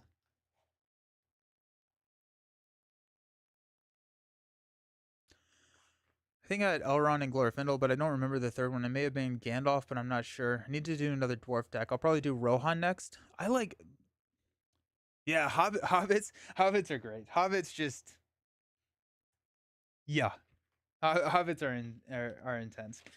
Let's grab dwarf allies.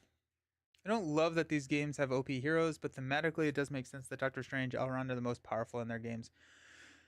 Yeah, I think since it's cooperative, I'm not too concerned with it. The other thing that I would say about the OP heroes is at least this game has some balance in it where like every one of the OP heroes is OP because another card or a couple of card combo, and so they're not necessarily OP on their own. You have to have Light of Valinor in order to make Glorfindel the best he can be. You have to have Villia to make Elrond the best he can be. And then that's also, 13th threat is the second highest in the game so far that I've seen.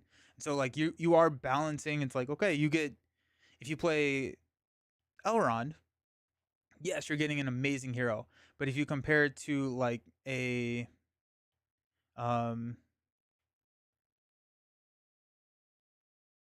uh pick a random hero, if you compare it to a Denethor, Astari's favorite, uh if you pick Elrond over Denethor, you're playing with 5 less turns in the game. So is that worth it? I don't know. Will of the West. I think Will of the West probably makes it in here. Um, Let me just grab all my dwarves real quick. We got Gimli. Yeah, Gimli. Longbeard Elder. Grab 3 of those.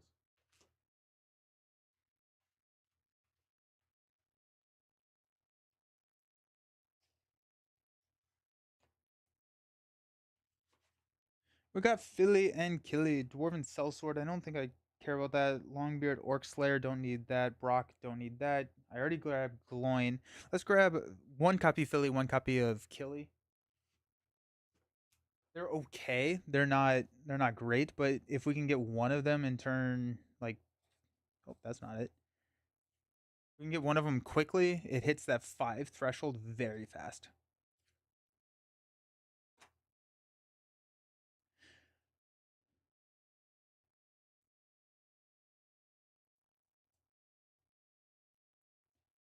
Philly. Because Philly, whenever he enters play, whenever you play him from your hand, you can then play Killy from your deck.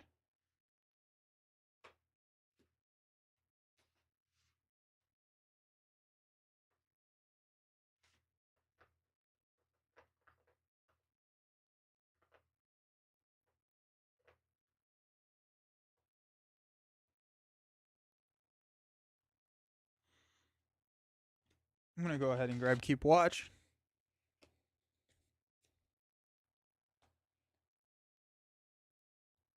Okay. Killy. Okay. Is there an int hero? There is. There are a couple of them. Treebeard. Although it's kind of funny because I think the consensus is kind of that Treebeard's ally version is better than the hero version. So you can go Treebeard. And then I just got a new one actually. I think there's a red int hero that I just got. Yeah, Quick Beam. So Good stuff. Fun stuff. Did I grab my Battle Masters yet? I don't think I did, considering this one's in my hand. Battle Master.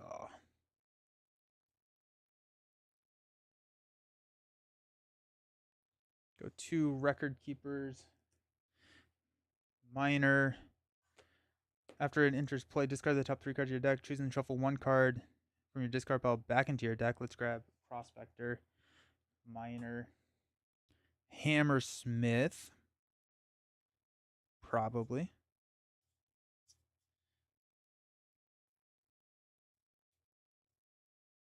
Battlemaster. I'm going to have 900 cards in this deck. Yeah. Cut them all out.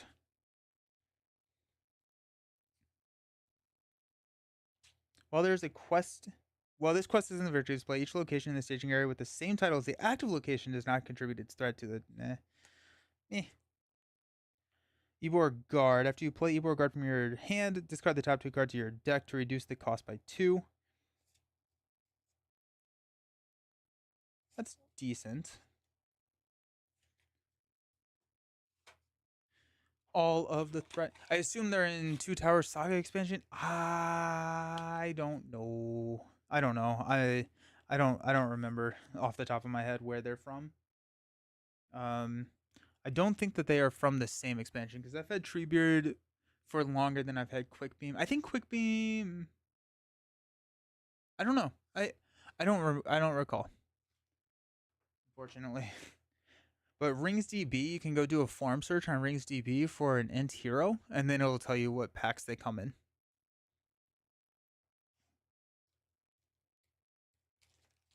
Go here to, let's go to green. We got a Prospector. I'm going to just pull out 3 copies of each one of them. Let's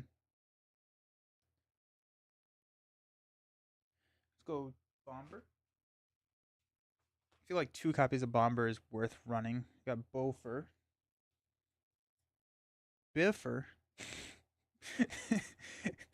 their names are hilarious to me. Bomber, Bofur, Biffer. And then there's a ton of allies. Oh yeah, yeah. There's a ton of Ints. There's a ton of Int allies.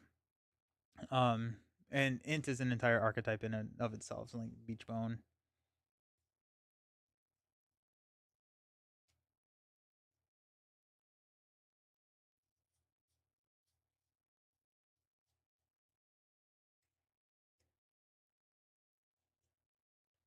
For Bomber.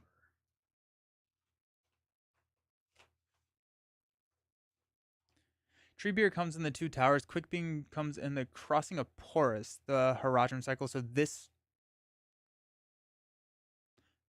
Haradrim was really sweet. Yeah, the entire archetype is that they're just slow and powerful. So whenever you play them, they actually come into play exhausted, and then like they're just really strong after that. So you like have to play them, wait a turn, and then they're just insane.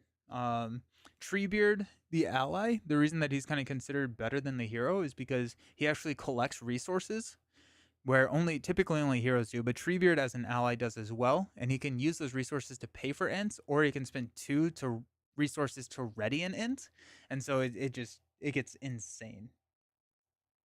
Bomber. Okay. Minor of the Iron Hills. We'll grab that.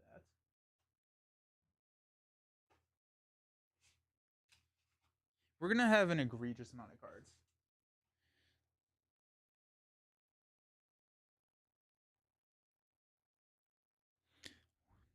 I'm gonna grab him. Treebeard ally is one of the best allies, like a 4th hero. Yeah, I will. The other thing is like I will splash Ints, meaning that like if I'm playing a Gondor deck, or I think I was doing it a lot with my Outlands deck. It'd be like Outlands and then like Ints, and that really effective.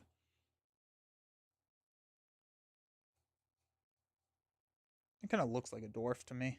I feel like Quickbeam has to be paired with lore for healing purposes. Yep. Yeah.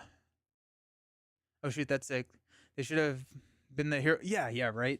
The hero ability is pretty good. It's just not as like because it's deal 1 damage to Treebeard to give him +1 willpower and +1 attack until the end of the phase, limit 5 times per phase. And then there are ways to heal him. So you can like quest with him for 2, then deal 5 damage to him and quest with him for 7. And then you can heal him. So like Treebeard's pretty good. It's just that when you're playing the hero, you give up the allies. So it's not necessarily like Treebeard is bad. It's just that the opportunity cost of not playing the Treebeard ally is sad. Do you have a ring bearer in this scenario? Dane, I think. Was Dane a ring bearer? Potentially?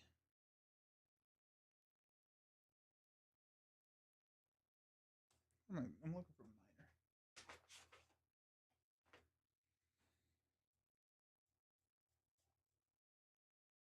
minor. Go 2 copies of minor.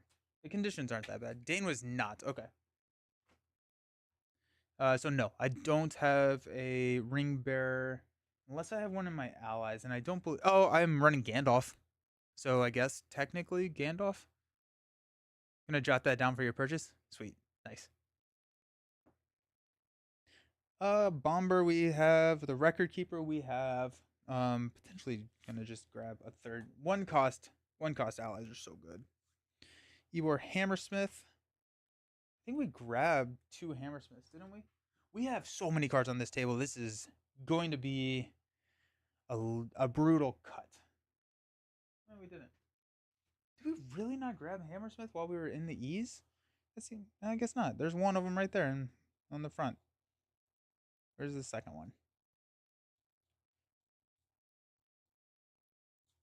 We haven't even gone to our basic cards yet.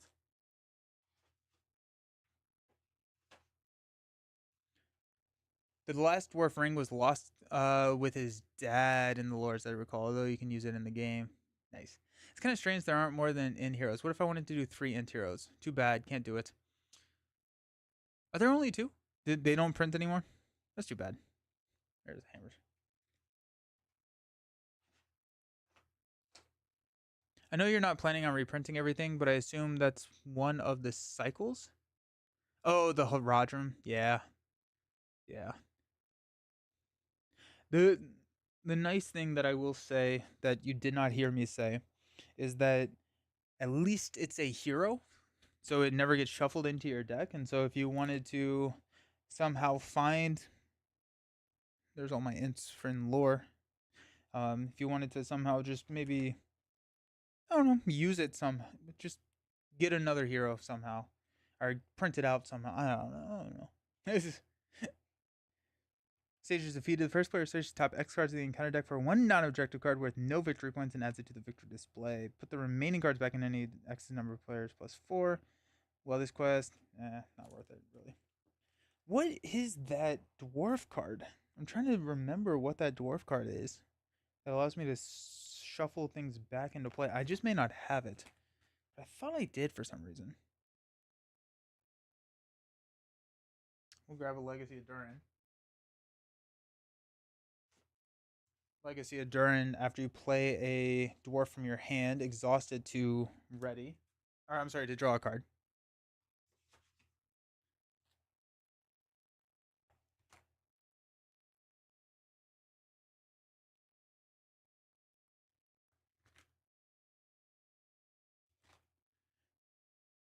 I have a local LGS that sells LCG stuff. They have Marvel Champions. I'm going to call them today if they carry Lord of the Rings. Nice. Nice. They probably do. Especially now that they've gone through like the repackaged stuff and made it a little bit easier to get it. Let's go to the miners. Zygle miners.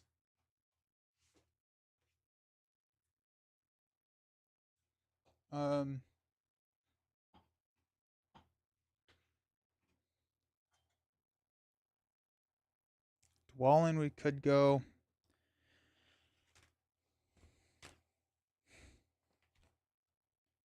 Rally of the West we didn't need. Ever My Heart Rises. After you travel to an underground location, ready to attach character and reduce your threat by 1. We're gonna grab 2 of these.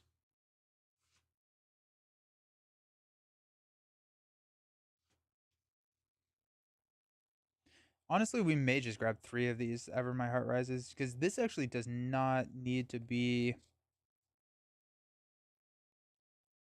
It's not 1 per. It's also a fairly decent tech against the shadow effects. Do you have any Kickstarters on the way? I've backed the Cosmere RPG, so I have those on the way, but I don't know if I have anything else. I don't think so.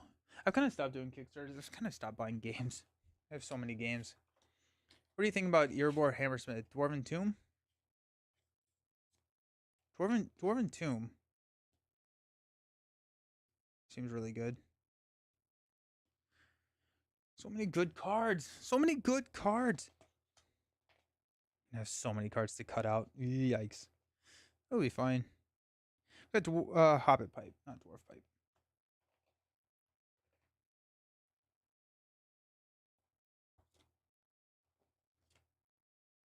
I guess like what is Dwarven Tomb gonna grab? Galadriel's Greeting potentially. I think we go Will of the West. Oh, actually, Will of the West is really good here.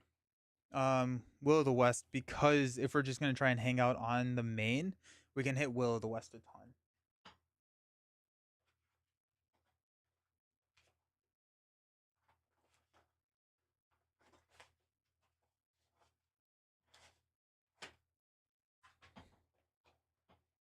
And I think I'll go 2 Dwarven Tombs. Because if we discard Will of the West, we feel we get sad. And you know what? Why not run at 100 cards?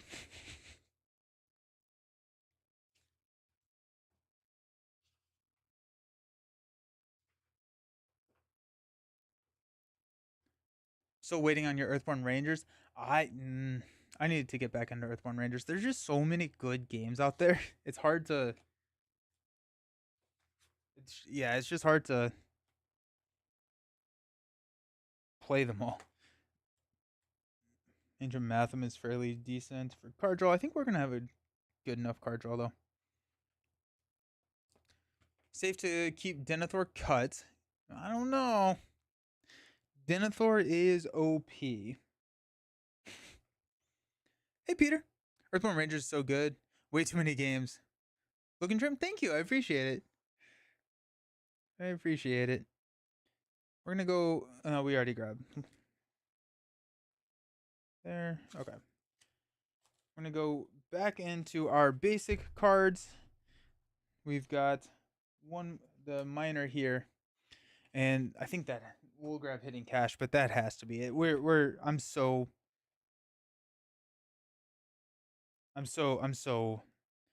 over my deck limit at this point. It's kind of bad. There's the Hidden Caches. Anything else for dwarfs?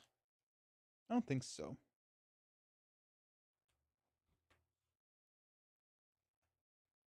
Alrighty. Yeah, my wife saw me watching How to Play Lord of the Rings. Oh, another card game. Nice. Just completed your Marvel Champions collection. Nice. Yeah, the Lord of the Rings is really, really good. Play two-handed. You could add more. Ooh, yeah. That's another thing that I need to do. I need to get my two-handed plays back, um, back going. Get all of my allies together. I wouldn't be surprised if we're at 50 with allies.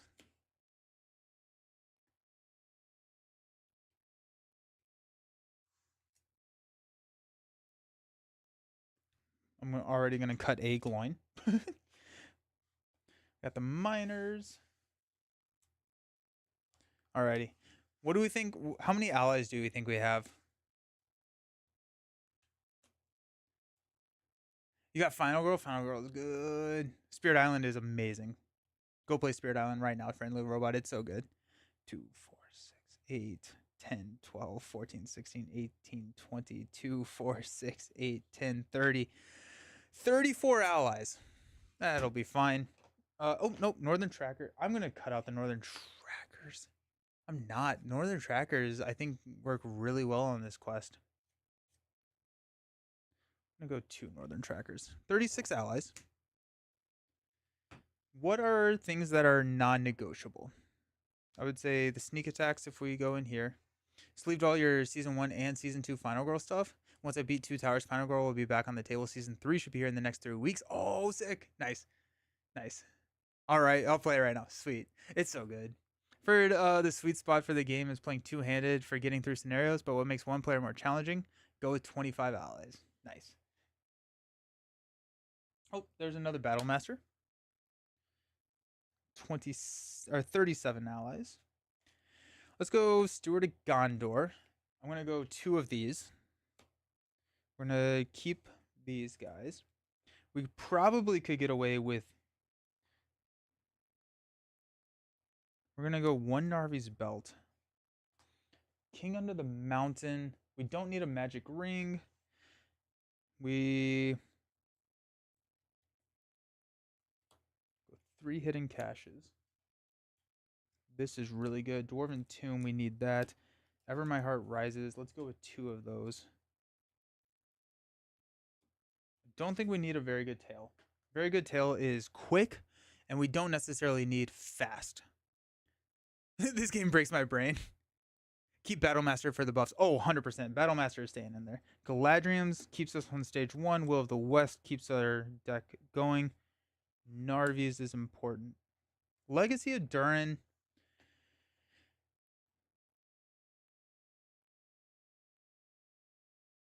I'm going to say we don't necessarily need legacies. I'm going to go Unexpected Courage. King Under the Mountain.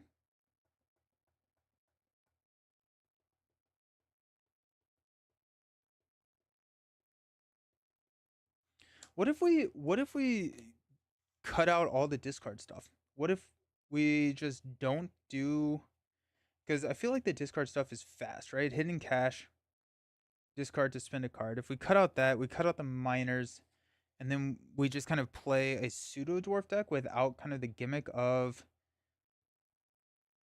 discarding cards. I think we still run Will of the West, but I'm thinking that at this point, this is probably the weakest part of the deck. Gnarly's Bell. So if we cut those out, we also will cut out King Under the Mountain, mainly because we don't have the shuffle back end card, and so that makes it kind of hard to justify running. Okay, so if we go here, we got 2, 4, 6, 8, 10. 2, 4, 6, 8, 10. 2, 4, 6, 8, 10. 2, 4, 6, 8, 10. 2, 4, 6, 8, 10. So 2, 4, 6, 8. We have 10 cards to cut out. I think we can look a lot in allies to cut those out.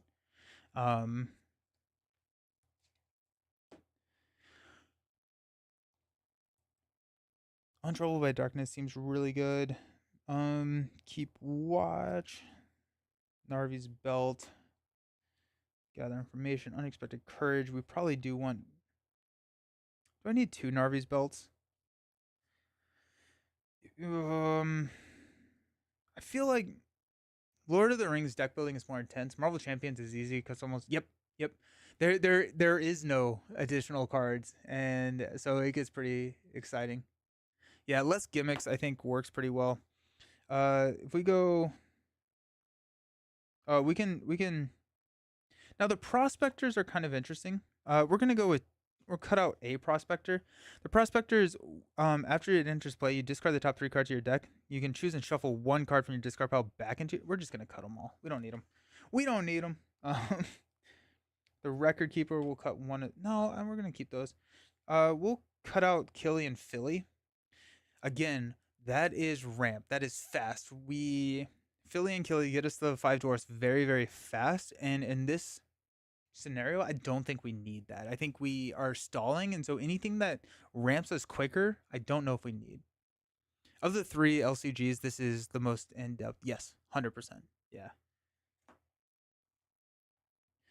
I'm gonna cut out Bofers. We don't need no Bofer. Okay, so 2, 4, 6, 8, 10. 2, 4, 6, 8, 10.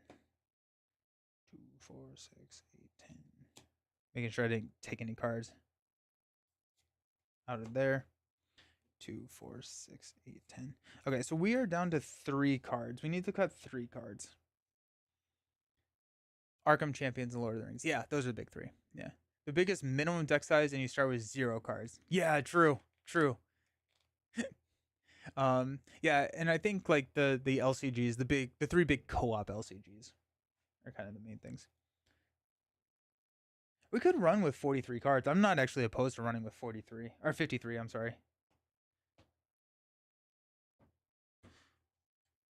I may go one more. Yeah, I think we just cut out the gimmicks. We have damage, we have questing.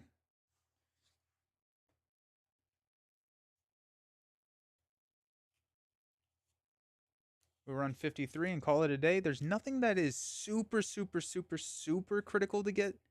Narvi's Steward of Gondor, very good. Arkham Horror is the most fun. Interesting. Okay, I find the investigators in Arkham Horror have the best abilities. Okay, I've always struggled with Arkham Horror deck building, and maybe that's why I don't think of it as like my favorite or as good, just to be different. Interesting. Yeah. I'm gonna put in the last copy of Ever My Heart Rises, and we're gonna race. Let's do it. Alrighty, so we're at 28 starting threat. Dane is so good. Expecting baby number 2. Oh, congratulations! In 4 months, so while I'm on paternity leave, I'm gonna film some games and upload them for fun. And that's awesome. Oh my gosh, congratulations! That's so exciting.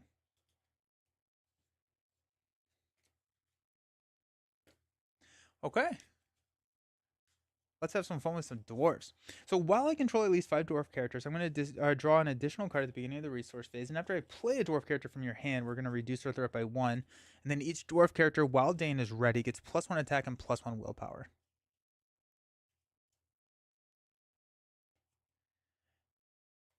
Building a deck for Lord of the Rings is a nightmare because there are 34 combos you see in your head and you want to add them all and you realize you're 22 cards over the limit. Yeah. Yes.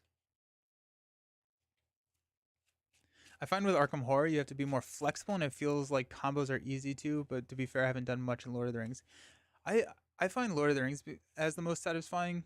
Marvel's getting there. Marvel is opening up a lot of cool interactions, I think. Goodbye, free time. I'm speaking from experience.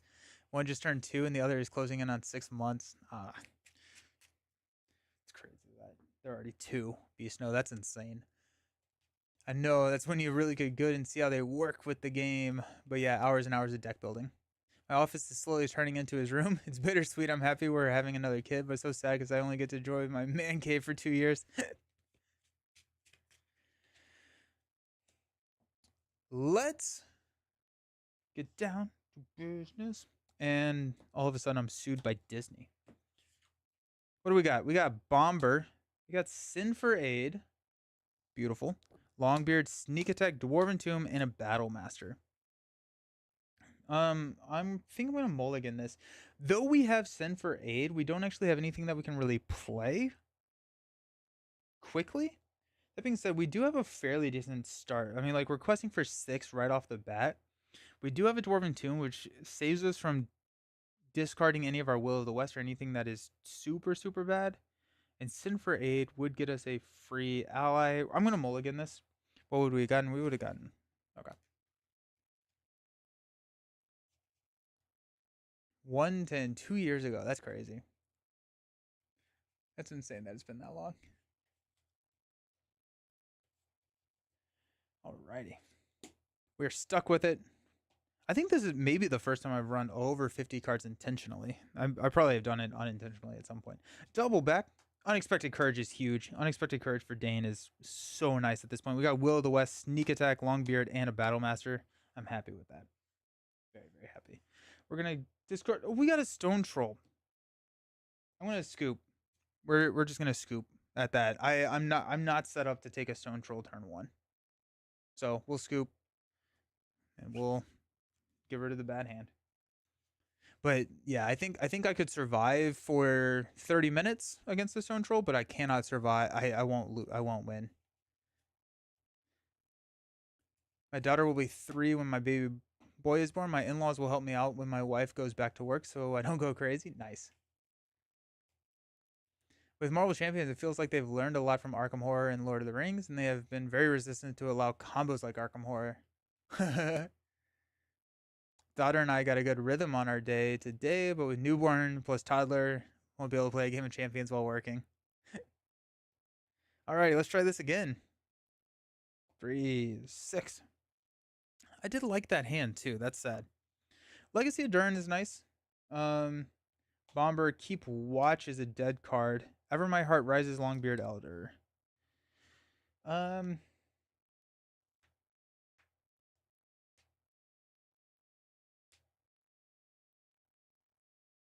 Oh, it's so close to good. On turn 3, I can drop Longbeard Elder. That gets a little bit better. Legacy of Durin starts to... On turn 3, I'm dropping... Oh, actually, I would drop... I think we're going to mulligan, mainly because Keep Watch is a dead card. What would we got? Another Bomber. Okay. Son first, then a daughter. I can't wait until they're old enough to play games with me. Nice.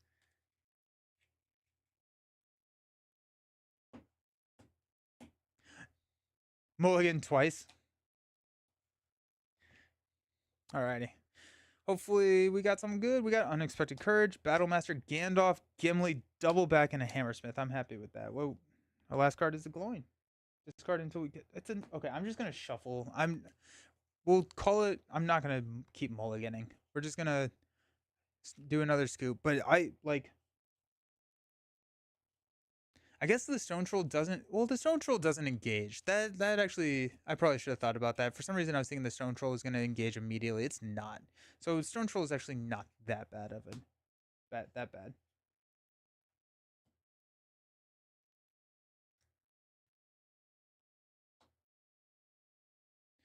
My wife does not really play card games. She likes board games better. So we got the Hobgoblin. While Hobgoblin is guarding a card, he gets plus XXX, where X is the card's cost that it is guarding. After it enters play, the first player attaches the top card of the deck to Hobgoblin face up. When it leaves play, return it to the guarding player's owner's hand. It's going to be a Galadriel's Greeting. So it's a 4/4/4. Yo! I guess we have Gandalf? But still. Okay, but it only engages at 38. So that's nice. 2, 4, 6, 7. Pass out some money. I should have kept the Stone Troll. For some reason, I thought it was immediately engaging us. And I was like, well, we lose. But that's not actually how that works. Let's play double back.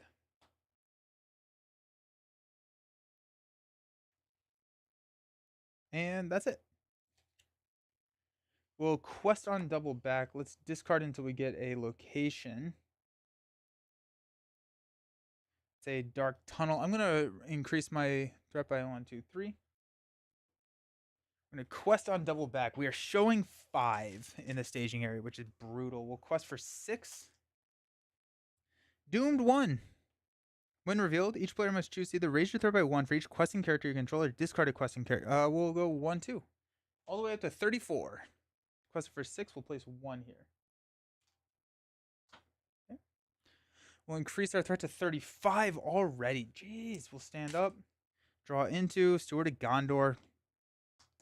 Beautiful. Okay. So we got Steward of Gondor.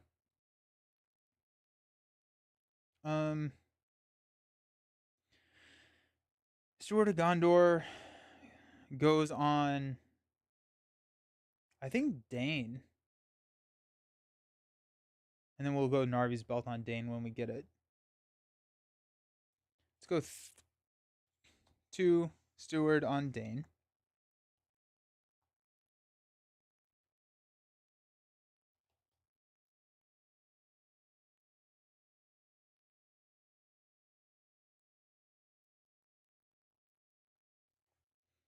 Let's go 2 to play Unexpected Courage on Dane. Let's go 2 to play Eeyore Hammersmith, reducing our threat by 1.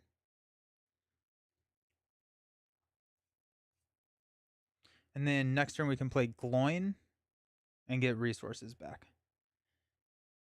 Okay, so we kind of we're almost into the ramp That's gonna be annoying to deal with. Actually, it's a 4/4/4. Gross. Okay, so let's discard until we get a location. Deep. When faced with the option to travel, we have to travel. We're gonna discard this and go up to 36. We're gonna quest for 2, 5, 8, 10 on double back. Steward and Unexpected Courage, two of the best cards in the game. Yeah. It's insane. Flip into a werewolf. Werewolf gets +1 attack for each damage on it. After werewolf is dealt a shadow card with no shadow effect, deal 1 damage to it and the defending character. Yikes. Okay. So that's showing 7. So we place 3 here. Double back triggers. So we will reduce our threat by 5. 1, 2, 3, 4, 5. And then we don't have to engage the werewolf if we don't want to. And I do not want to. So we will stand up. Increase our threat by 1. We will draw into Narvi's Belt. Oh, they don't know what's about to hit them. They do not know what's about to hit them. Insane. Insane. Nice. Okay. Sick. Let's spend 3 from Dane to play Gloin. It's going to reduce our threat by 1. Now we have 5 dwarfs. So we get to add 2. We're going to add 2 back to Dane. Gnarly's Belt. Insane in the membrane. Absolutely. Yeah, we'll go ahead and go 2 to play Narvi's Belt onto Dane. Then next round we can probably drop the Battle Master. Nice. Okay. We are showing for 7.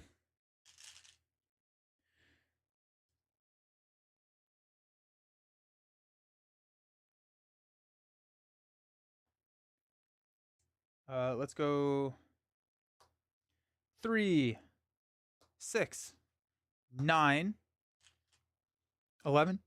No, let's go 11. We're discarding until we get a location. Forked Passage. When traveling to Forked Passage, yeah, we'll put that in. So now we're showing 4, 7, 9, requesting for 11. Yeah. Dune 1. Each player must choose to either raise your threat by 1 for each questing character or discard a questing character you control. Oh my gosh, I hate it. Why do I feel like this encounter deck is way different than the last time we played this?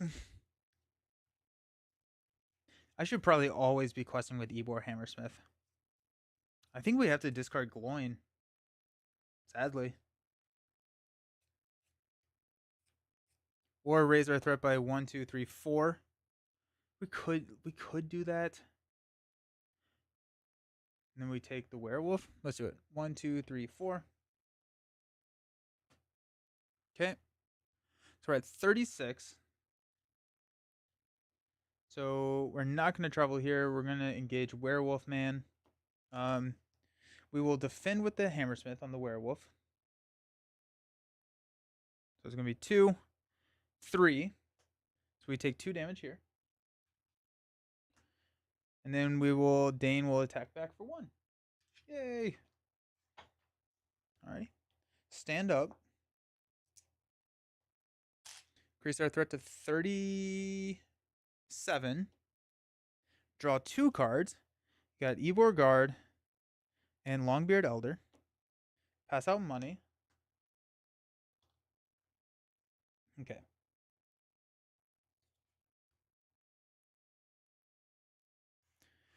Let's do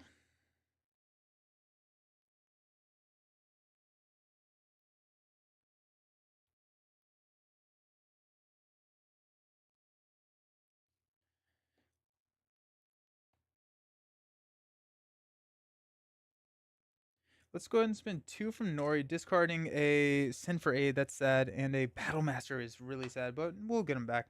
To play the Ybor Guard. That's going to reduce our threat by 1.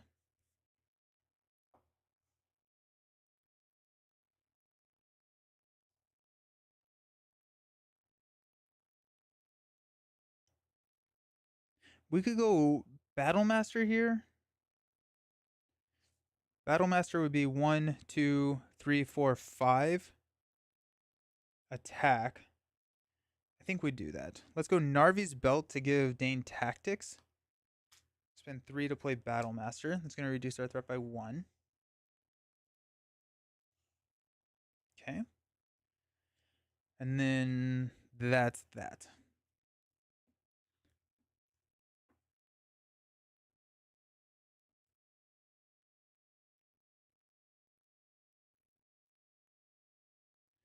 Alrighty. So we have a defense here. That's, I think, what we're going to do there. And then hopefully the Battle Master can swing back fairly effectively. Let's go discard until we get a location. The Dark Tunnel. If we increase our threat, yeah, we'll put this into play. We can't increase our threat because then we engage this and then we die. Okay. So we're showing 4, 6, 9. Let's go 1, 2, 3, 1, 2, 3, 1, 2, 3, 1, 2, 1, 2. So requesting for 13. Shadows flicker like flame. I hope it goes better than it is for you. Shadows flicker like flame. This is your first game ever. I would say that Shadows is one of the worst, if not the worst spirit in the game. Just FYI. Flip into attach to a questing hero and remove it from the quest. Counts as a condition. Limit 1 per hero. When the active location has the dark trait, reduce the attached hero's willpower to 0. Treat his text box as if it were blank. Go Nori? No, we'll go here. So -3, so we still pass, so we're good there. Okay. I am not going to travel. This guy's going to attack. He's going to attack for 3. We're going to defend for 2. No shadow effect, so he takes the damage. So he attacks for 4.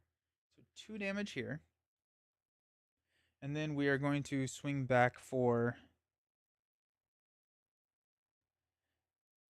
This is going to be 1, 2, 3, 4, 4, 5, 6.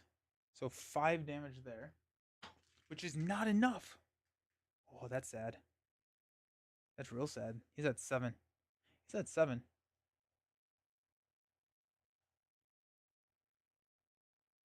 Oh, and Ybor Guard takes the damage. So Ybor Guard's dead, actually. Bummer. So this is actually 1 less damage from the Battle Master, too. Okay. Well, that's fun. And now this thing has a billion attack, so we'll probably block with the Hammersmith. So let's stand up.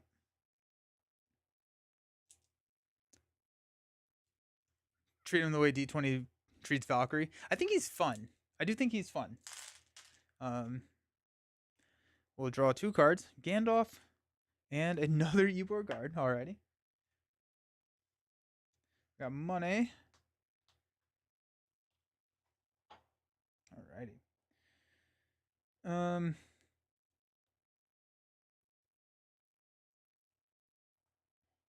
Let's go ahead and spend 4 here to play Gimli. We will reduce our threat by 1 when we do that. And that is what we can do. Discard until we get a location. Yeah, it feels like we're playing a different game. We'll increase our threat by 1, too.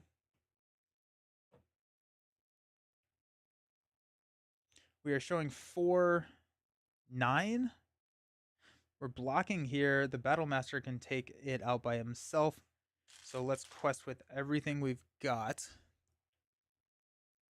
We got 1, 2, 3, 1, 2, 3, 1, 2, 3, 1, 2, 1, 2, 3. Questing for 14. 4 scoops already. Rough morning. 2 of the scoops were misunderstandings on my part. Actually, 3 of the scoop. The first scoop was because I just completely missed the roll for the first 2 rounds, so I just started over. Then I top deck a Stone Troll, which is the worst enemy in the game, and I figured I could probably. I thought it was going to immediately engage us, and so I just. Yeah, it's been a long morning. 14. Flip into a contested depths, so we are good there. Nice. We will block here. No shadow effect. Oh, now it becomes undefended. Okay, 5 scoops. Because we just lost a hero. I did not think about that. Did not think about that. Because it immediately deals the damage to him on the shadow effect. And then there is no defender, so it becomes undefended. So we throw 8 damage into a hero. That was tough. Drawing that 4 on the beginning was tough. Which is sad because I feel like we were off to a good start. I just messed up. Blundered. No worries.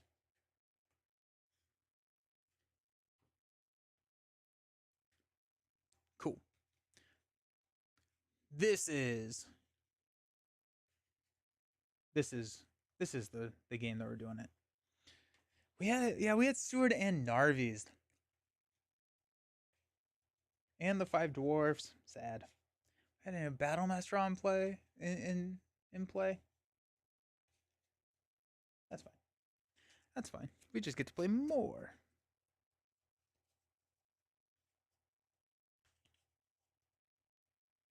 Okay. We do go back down to 28th, right? Which is feels very good.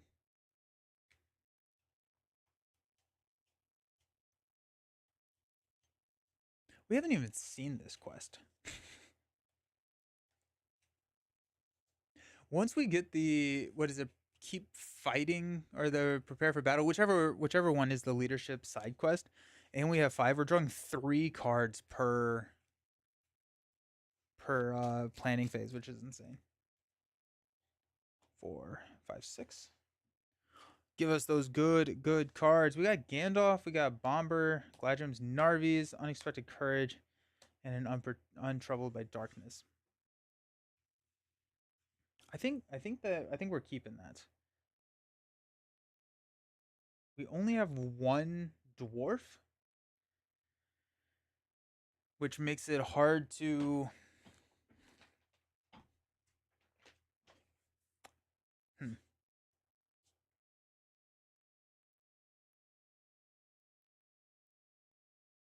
If we can sustain. Got a hasty stroke already. Hopefully that's not too bad. Discard. We got the Contested Depths. Honestly, the absolute best card we could have pulled there. Pass out some money. And on turn 1, we're looking at a whole lot of nothing.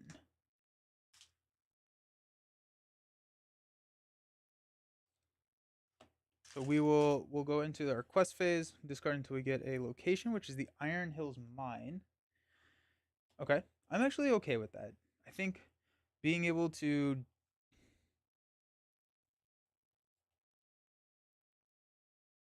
we're gonna okay. It's quest for 6. We're showing 5. Flip into a Dark Tunnel. Jeez, team. Okay. Wow. So we're showing 8. We quested for 5, so we're gonna increase our threat by 1, 2, 3. We're gonna go ahead and travel here, and we'll discard the top 4 cards of our deck. Hammersmith is fine. Dwarven Tomb is okay. That's fine. Gandalf is a little sad, but okay. we'll get to add one of these cards to our hand. So we'll make that decision once we get there. Stand up. Increase our threat to 32. Increase all of our money. Now, we'll spend 2 from Dane to play Narvi's Belt. We're not going to do that. There's no reason to do that right now because we can't capitalize on Narvi's Belt. And so if we get like a hate, or if we get something that makes us discard Narvi's Belt, not worth. We will spend 2 to play Unexpected Courage on Dane. And then I guess we could play.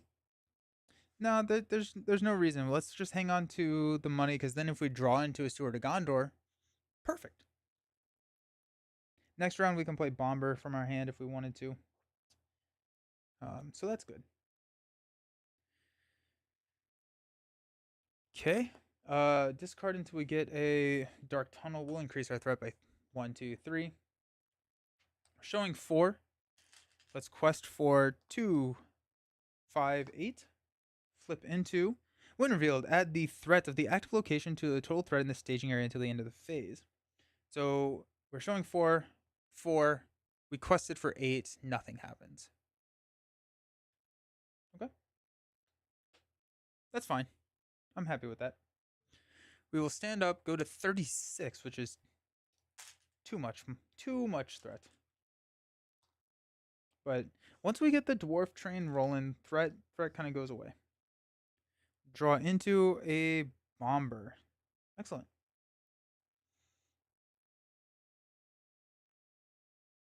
Let's go ahead and spend 3 to play bomber. We'll reduce our threat by 1 from Nori.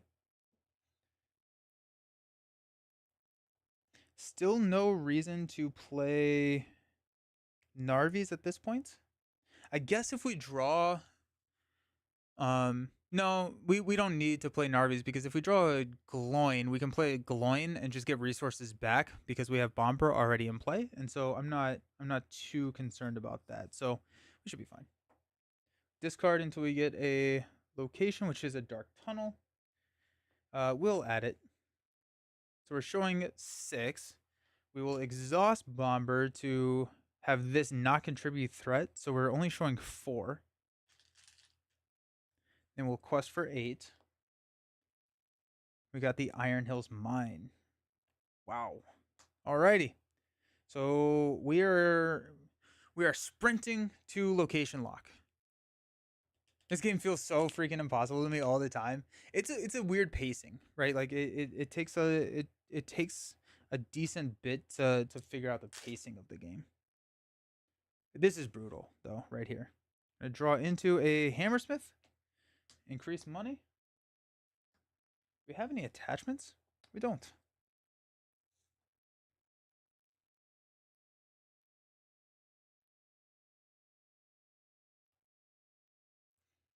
We could go Untroubled by Darkness just to get just to blitz through this a little bit. We could play a Gandalf to draw some cards. That could help. Actually, yeah, let's play Gandalf. Let's play a Gandalf to draw some cards. Because if we do that, we have a pretty decent quest. Hopefully be able to clear this. And then we can grab the Gandalf from our discard pile. So let's go 2, 3, 4, 5 to play Gandalf. We're going to draw 1. Nice. Northern Tracker. 2. 3. There's the sneak attack. Sweet. Okay. Okay. Nice. Discard until we get a location. We're probably going to raise our threat from this location because I can't deal with the locations right now. Yeah, it's a Dark Tunnel. We'll go 1, 2, 3. We will exhaust Bomber. So no 4. So we're showing 3, 6, 7. Brutal. We'll quest for 12. We're going to flip into a Doomed 1.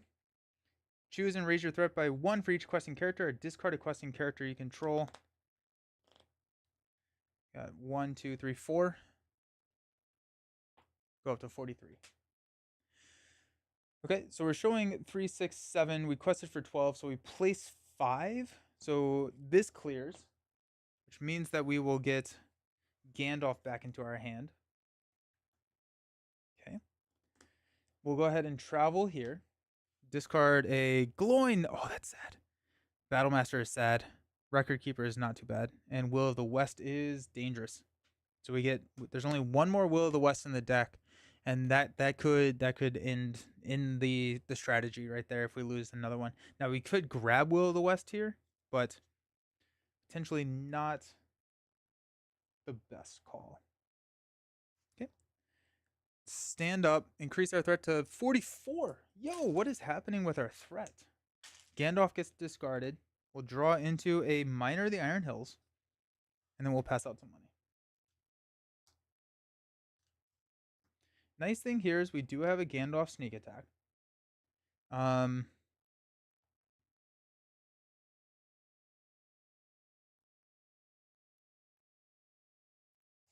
Let's go Ori to play the Record Keeper.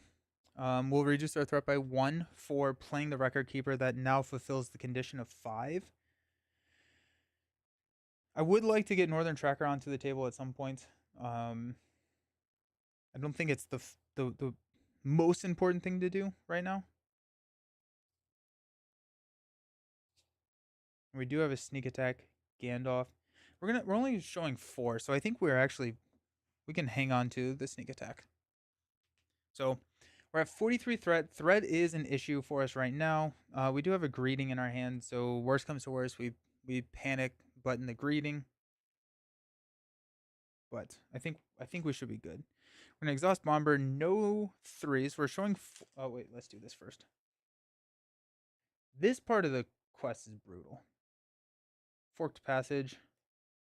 We'll go ahead and add that. Okay. So we're showing 6. We're gonna quest for 2, 4, 7, 10.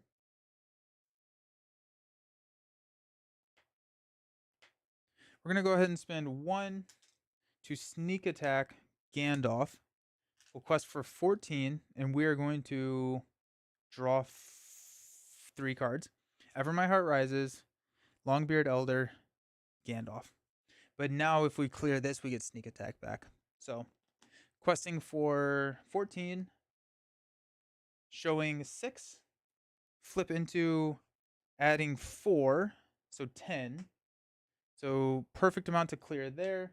We will grab sneak attack back from our deck. Gandalf comes back to our hand. And I'm not going to travel to any of these locations. So let's increase our threat to 44. Let's stand up. But now we've got the card draw engine going because we have 2 cards. Dwarven Tomb. So we have a Will of the West. Dwarven Tomb is Will of the West and Miner of the Iron Hills. Pass out some money. Let's play Ever My Heart Rises onto Nori. After you travel to a mountain or underground location, ready attached character and reduce your threat by 1. Beautiful.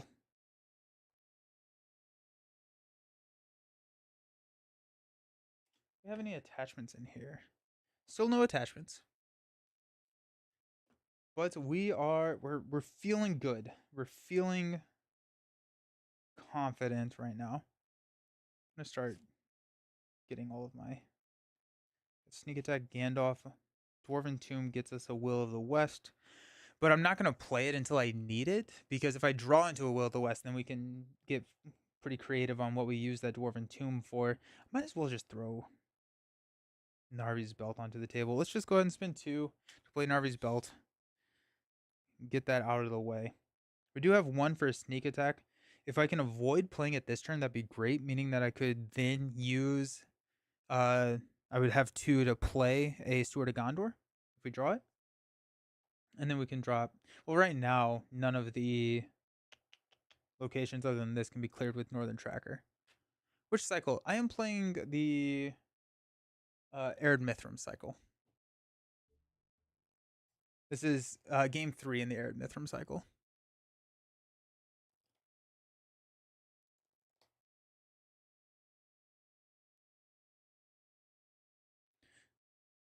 I need more dwarves. More dwarfs. More dwarfs, please. Okay. Discard until we get a location. We're gonna increase our threat by 1.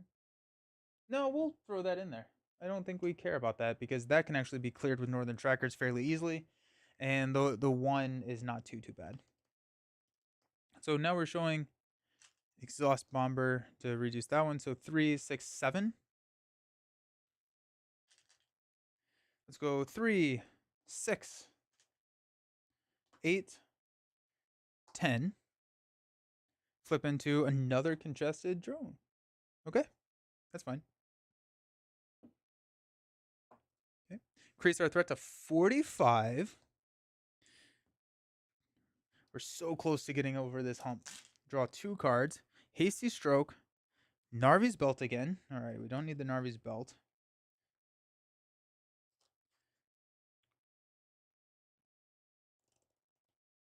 Pass out money. That's the important part, right? Let's get...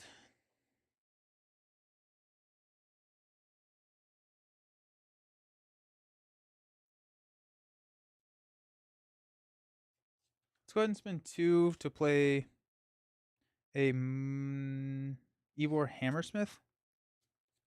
Reduce our threat by 1. We don't have an attachment to grab, but that's fine. I could sneak attack Gandalf. I would rather not if I don't have to. Let's go Narvi's Belt to give Dane the Spirit resource. We're going to go 3, 4, and play Northern Tracker.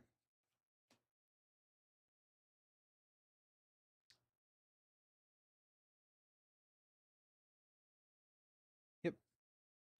So now we cannot add to dark locations, but we can add to these underground locations and start clearing those guys out. Okay. We do have a sneak attack if we need it. I don't think I want to use it though, if I can avoid it. So let's count up. We got 1, 2, 3. Nope. First, we're going to do this. Discard. Got a Deep Chasm. Increase our threat by 1, 2. Also, worst case scenario, we do have a Galadriel's Greeting. So 1, 2, 3, 4, 5, 6. 1. 1, 1, 1. 1, 2. Ignoring that. 1, 2. So that's 11, right? So 2, 4, 10, 12. Actually, that's 12. 2, 4, 6, 9, 12, 13. We're showing 13. Got 3, 6, 8. Showing 13. Flip into a giant spider. Okay. After giant spider attacks and damages a character, that character cannot ready until the end of the round. Engages on 28. Nothing happens, so we'll engage here. We will defend with Dane. Oops. So 3 to 3. The defending player cannot ready until the end of the round. Okay, that's fine. Because we have Unexpected Courage. And we have nothing to attack back with. So we'll stand up. Not you, Dane. Draw 2 cards. Northern Tracker. And a Gimli. We'll pass out money. Holy threat, Batman. I stepped away and came back to 46. Yeah, it's not great. Actually, it's 47 now.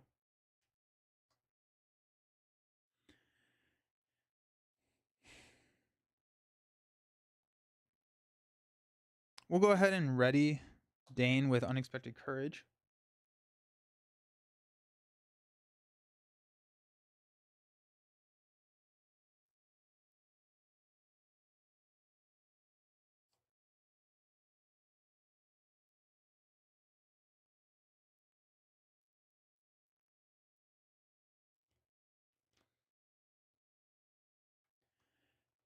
haven't seen any of our side quests either. We need to figure out how to. We may just sneak attack to kill that thing, or we may sneak attack Gandalf, because Gandalf can't kill it on one attack. But if I travel to a location, it can. Mm.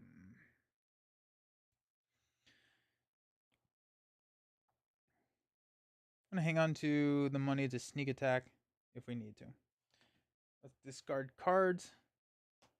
We get a deep chasm. I think we're gonna.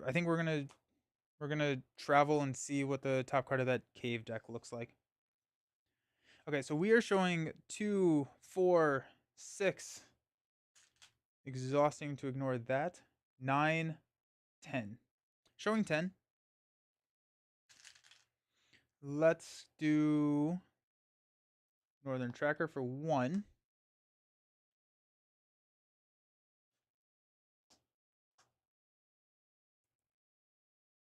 Okay. Hammersmith 1, 2. 1, 2, 3. 1, 2, 3. 1, 2. So we're questing for 11. We're showing 10. That's not great.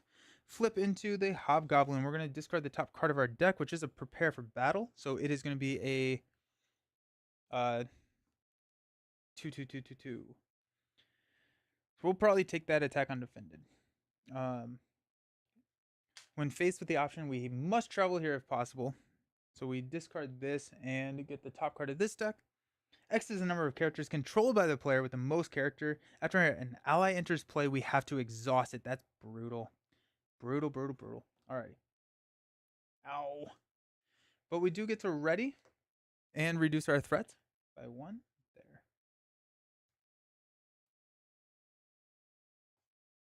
This engages.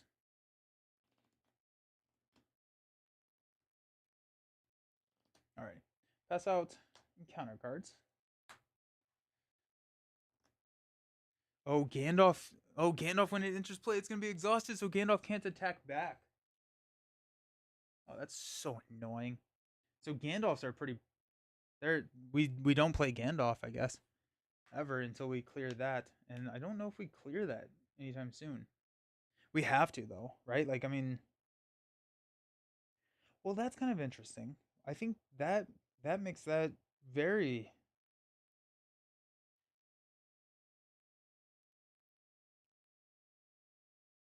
Oh, we'll spend 1. We'll sneak attack. Oh, that's so sad. Sneak attack Gandalf, and we'll just kill this guy. So this, yeah, and that's exhausted. So he'll pop back to our hand. We'll take this attack undefended. So it's going to be 2. Discard an attachment you control. I'll discard Ever My Heart Rises. And then we'll deal 1 damage to him. Woo! Alright. Gandalf comes back. We'll stand up.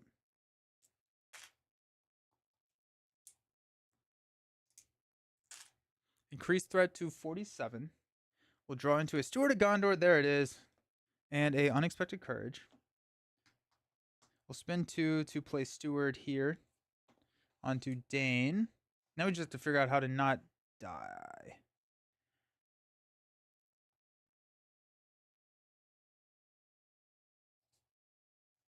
We're going to go ahead and Narvi's Belt to give Dane the Spirit resource and play a Northern Tracker. I'm going to spend 2 here to play a Miner the Iron Hills. Reduce our threat by 1.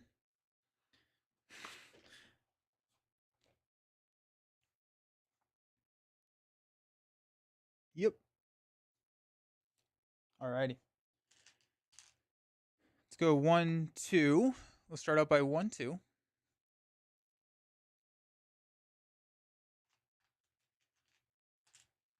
We're about to clear all of these, which will be nice. 1, 2.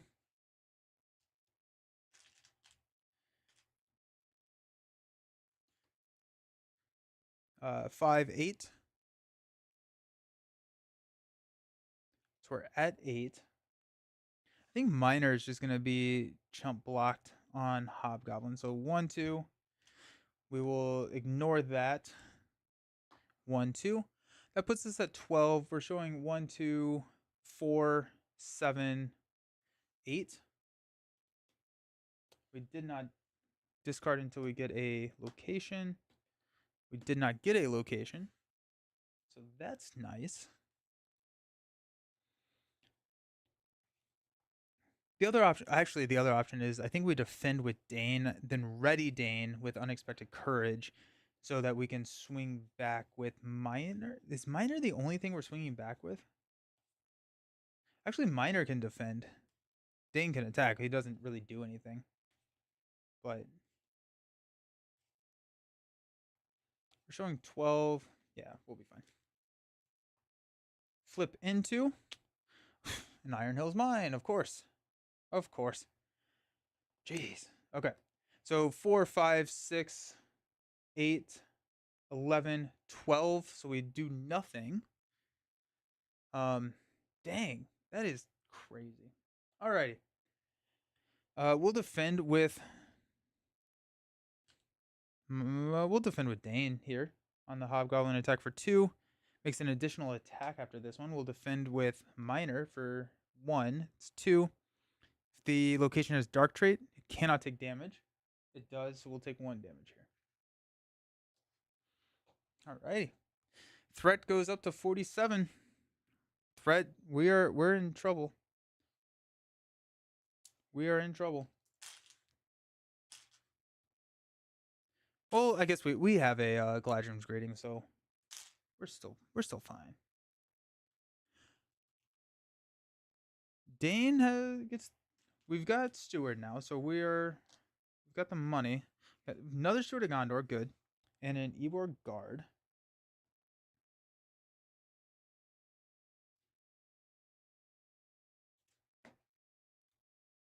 We got 1 sneak attack in our discard pile. We have a ton of Gandalfs in our hand, though. That's a lie. We have 2 Gandalfs in our hand.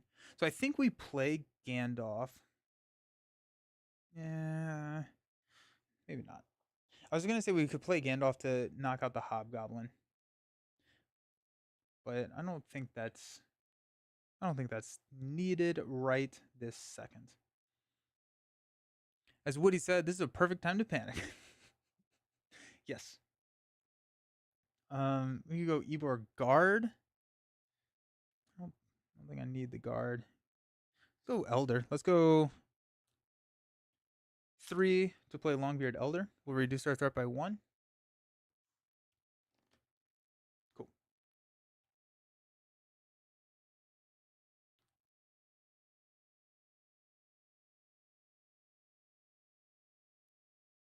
Okay. Pretty happy with that. Throw all of this down. Got 1, 2. These clear. Actually, first I need to discard cards.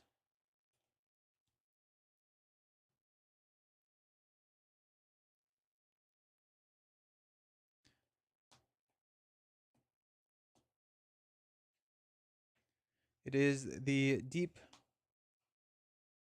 Toy Story is real big in my house. Nice.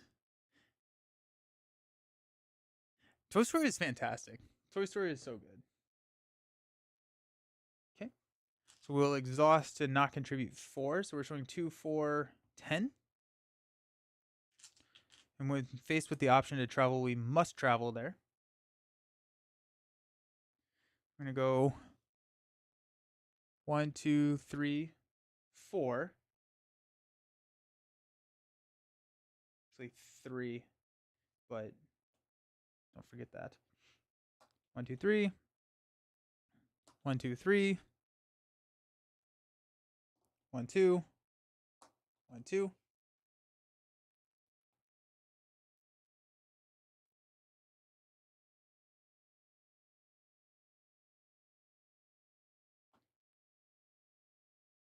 this is the location we're going to place a progress. It is not. We get -1 willpower until the end of the phase. So we are down to 14. And we are going to add... Oh, that's game. That's game. Because we add 1, 2, 3, 4, 5, 6, 7, 8, 9, 10 to the staging until we thread out. That was bad play on my part again. Dang it. That was dumb. I forgot that card was in the deck. That potentially is worth running a test of will for. Because I kind of forgot about that. It felt like we just didn't get anything up and running. I think we got location locked like pretty bad, and we couldn't clear them out of the staging area. I'm also not 100% sure what... I mean, Steward early would have been good. I feel like that was a fairly decent start, though. It feels like we have not gotten any traction on this quest whatsoever this stream. And so hopefully that changes. We didn't get any of our side quests. The side quests are also really big here because they can just... And threat got out of hand quick. So let's go back down to 28. Could I swap the Spirit Dwarf?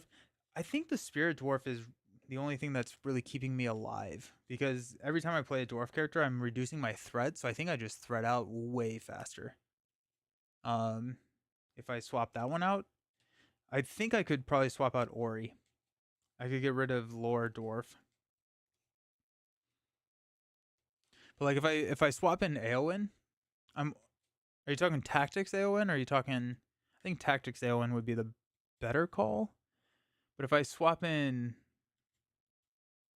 Spirit Eowyn, it's only +1 willpower, but I could discard cards to get more willpower with Eowyn. I think this deck could do it, so I think we're gonna try it one more time. I think Tactics Eowyn could work. I think this deck could do it. Like I'm not too concerned about the deck. That was just a blunder in the playstyle. I could see Ori. What do we lose if we swap out Lore? We lose a lot of the really cheap dwarfs. We lose an extra card draw.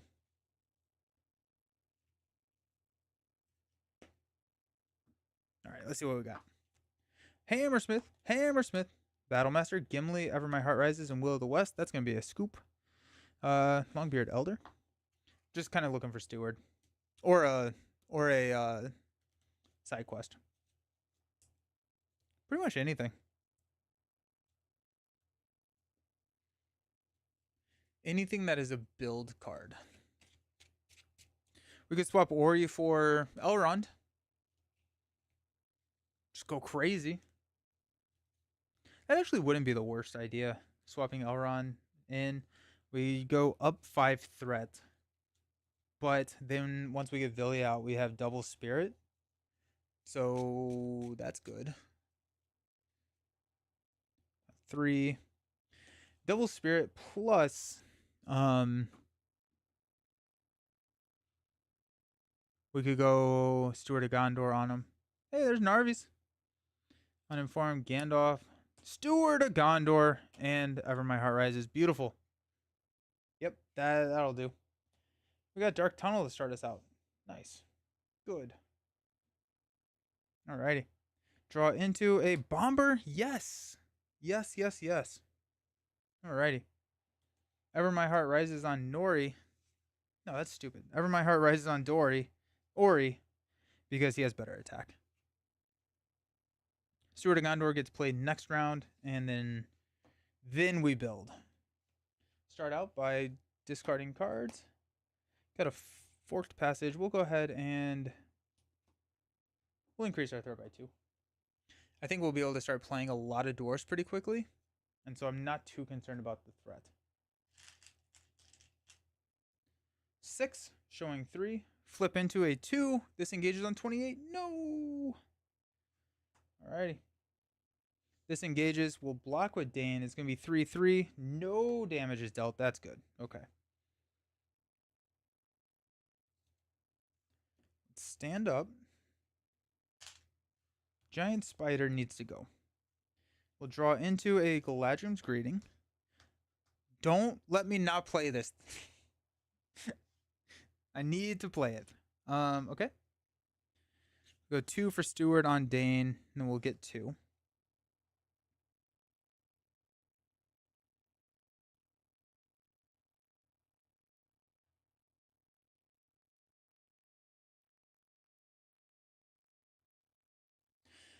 I'm going to play Gandalf here. I'm going to go 2.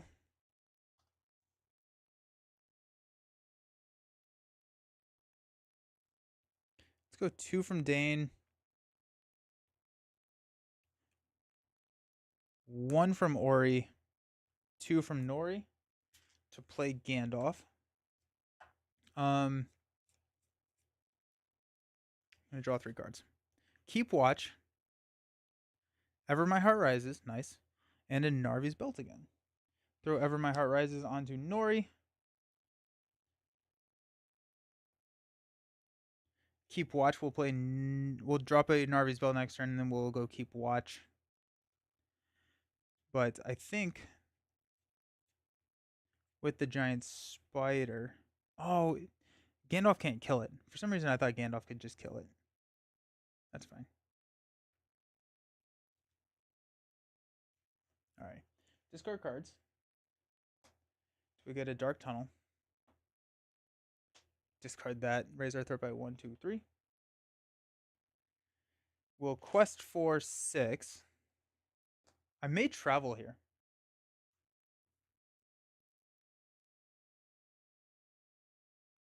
I'm probably going to travel there. 6 showing 3. We're going to flip into a Iron Hills Mine. I'm definitely traveling there. So we increase our threat by 1. We'll travel here. Discarding Will of the West. That's sad. Sneak Attack is very sad. And Ever My Heart Rises. But we do get to ready and reduce our threat by 2. 1, 2.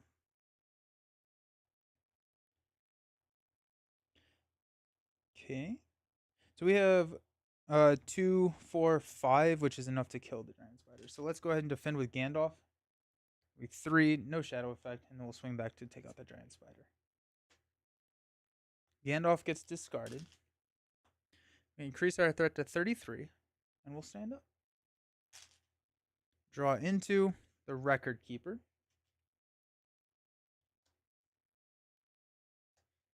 Okay, pass out money. We've got 2 to play Narvi's Belt.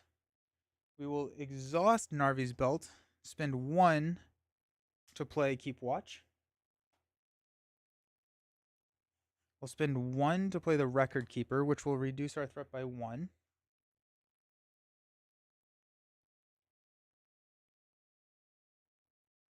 Nice. Cool. Alrighty.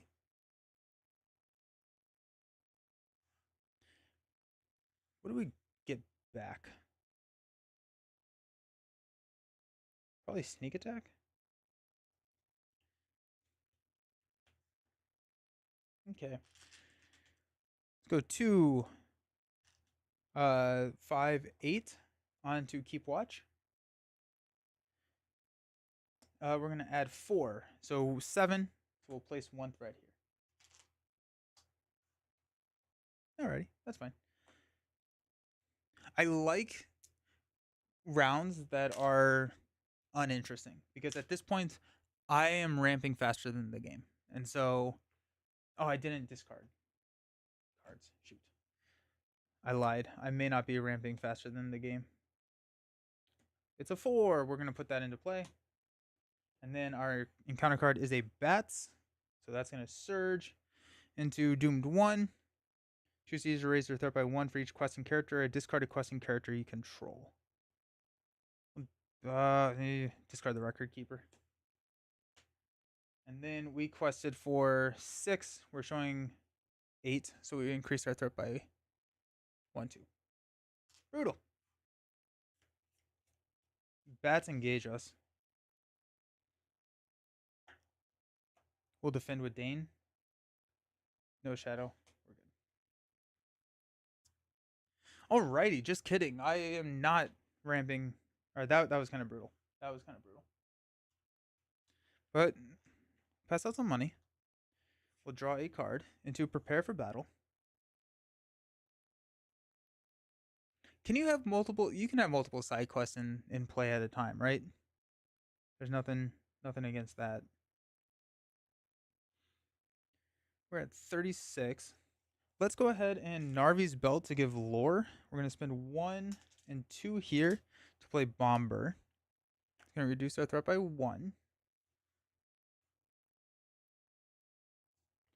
We're gonna go ahead and discard a Miner and a Battle Master. Yep. And 2 to play the Guard. Increase our threat, decrease by multiples. Yes, sweet. Okay, cool. Now we have 5 dwarves. We'll spend 1 to play prepare for battle.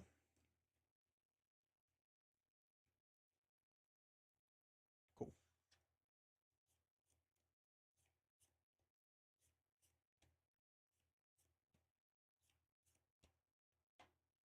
Nice. Okay. We'll exhaust here to. Oh wait, nope. Let's do this first.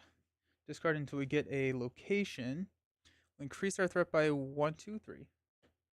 We'll ignore this, so we're showing 3. We're questing on prepare for battle.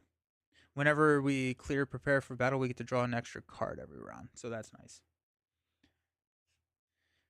We'll go 3, 6. We're only showing 3. I think we're gonna defend here. So showing 6 to 3, flip into a 1. So we'll place 2. Cool. The bat is going to attack. We'll defend with the Ivor Guard. It's going to be 2. Attacking enemy gets +1. We'll take a damage. Dane will strike back, dealing 1 damage. Okay. Increase our threat to 38. We'll stand up. Now we're drawing 2 cards, though. So we got a Longbeard and a Untroubled by Darkness. That's our second Untroubled by Darkness. We may just do that. We may just Untroubled by Darkness, quest, go crazy to clear out, like prepare for battle. And then travel here to ready. I think we may do that. I think we may just do that. Let's pass out some money.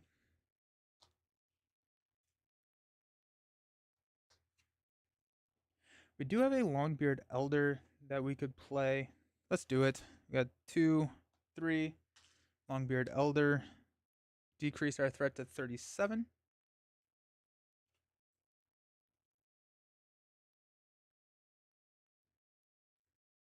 Okay. We'll discard until we get a location. Deep Cache. I'm going to raise my threat by 2. 1, 2. We're going to exhaust Bomber to ignore that threat. So we're showing 4. I'm going to exhaust Narvi's Belt to give Spirit. I'm going to spin 2 to play Untroubled by Darkness. So I get +2 willpower to all of my dwarfs. So this is going to be 5, 10, 15. I'm questing for 15. I am showing 4. I'm going to flip into. We're adding 4. So 8 total. So we place 7. 2 goes here. 5 goes unprepared for battle. Brutal. 1 short. 1 short. But Iron Hills does get cleared. And so we get to go find a card.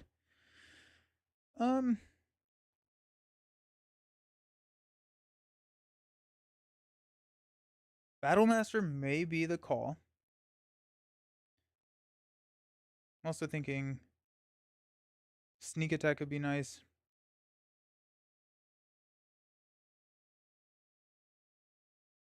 Let's go Battle Master. We'll travel. Oh, not here. We'll travel here. We'll discard Unexpected Courage, Longbeard Elder, Will of the West. There's our second copy of Will of the West, so we're gonna grab Will of the West with this, and a Legacy of Durin. Oh, but we have our Hammersmiths. So if we can grab a Hammersmith, we can get our Legacy of Durin. Okay. We've got a attack here of 2. We're gonna defend with the guard.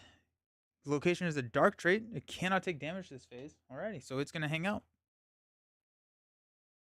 Oh, Ever My Heart Rises. We get to ready and decrease our threat by 2. Stand up.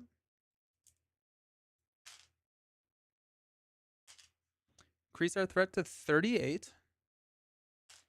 Draw 2 cards. Hey, there's the Hammersmith that we were talking about. And another one. Alrighty. So we got 1, 3, on 1. We'll spend 2 to play Hammersmith, reducing our threat, grabbing Legacy of Durin.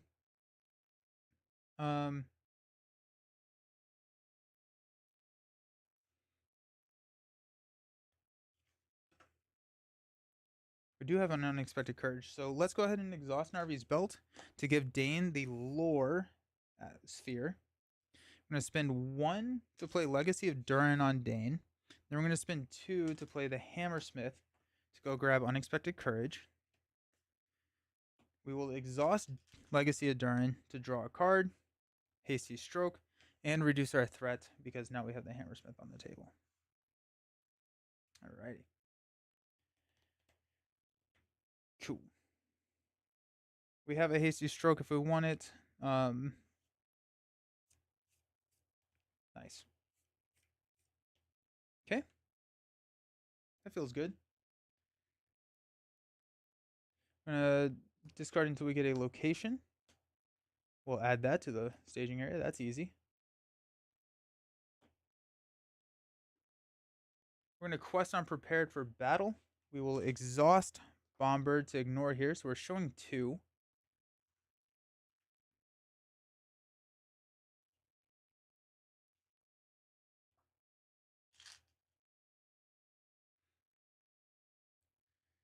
Go 3, 6, 8, 10. Should be plenty. Actually, let's go 11. Questing for 11, showing 2. We're going to flip into a Deep Chasm, so we are going to have to travel there. That's sad. Okay. So 4, we place enough. So this clears. I think we grab Will of the West.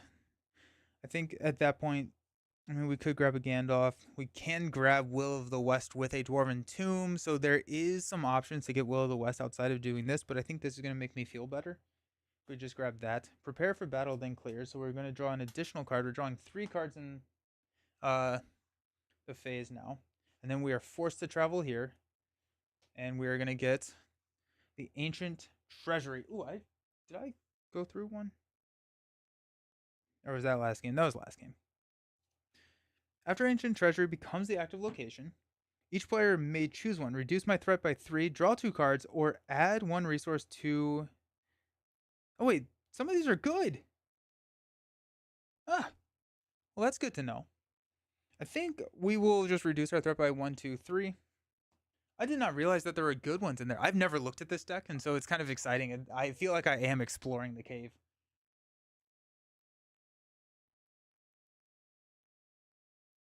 Alrighty. Well, that's cool. That's really cool. We will, we explored, so we'll go 1, 2. We'll defend with the guard. It's going to be 2. No shadow. We'll swing back to take it out. And all of a sudden, the game is looking a lot better. So let's stand up. We're effectively drawing 4 cards around now. And so, yeah. We'll probably go through the deck one time, get built up, do everything that we possibly can, and then Will of the West to start the real game. Let's draw 3 cards. Bomber, we don't need them. Dwarven Tomb, we could have waited. And then Sin for Aid. Pass out money. Boom. Boom. Boom. Okay. Do we want to play Battlemaster right now?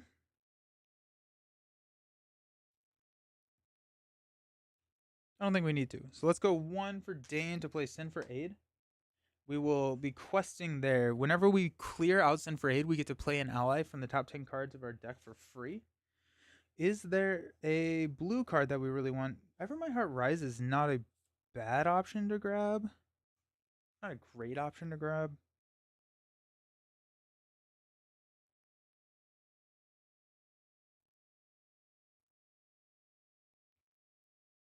I think I'd rather play Gladrim's Greeting twice.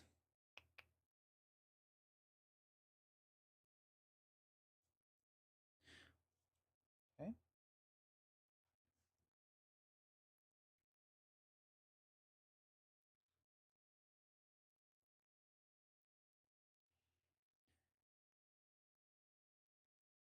Let's go 2 for Unexpected Courage onto Dane. So Dane is feeling real good.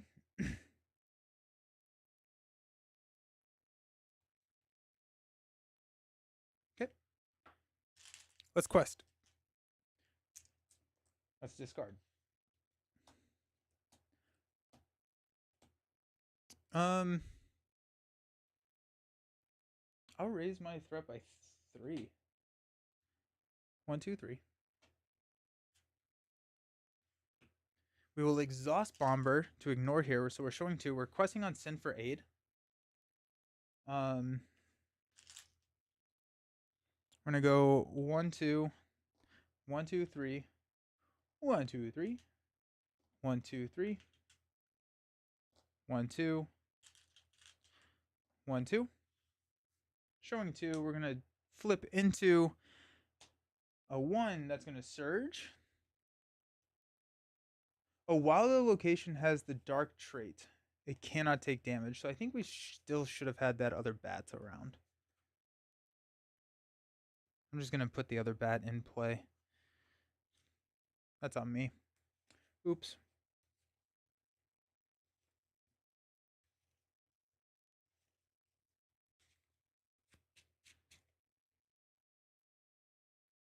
No, they didn't have the dark trait because they were just underground. They were just underground locations last time because they're the ones that could that we got cards back from. So they were not dark trait. Okay. That's gonna surge into contested depths. Okay. So we got 3 of those. That's exciting. Javier, when the Purple Dwarf quest, you can look at the top card of the encounter deck. You can. It places the progress, and it's actually after everyone's quested. But I'm just keeping the +1 willpower instead, because if it's not going to be a location, then we don't get to then we lose out on a willpower. And so it's kind of a weird trade-off, because you actually, once you look at the encounter deck, you don't get to assign any more characters to the quest. So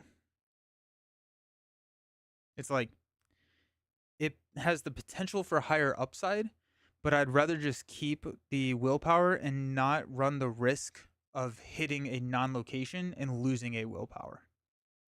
That's just kind of how I'm looking at it. Yeah. So it's not a forced response too. That should be noted. It's not a forced response. I can choose if I want to do it or not. So we got 1, 2, 3, 4. We quested for 15. Ancient Treasury goes there. Victory goes up. So 4 for 15. That's 11. That takes us down to 8. Sin for Aid triggers. So we'll search the top 10 for an ally. 2, 4, 6, 8, 10. Probably the Battlemaster. Yeah. Oh, sorry about that. And then so we have the Battle Master. So the Battle Master is now going to be at what we call a stupid attack. Um,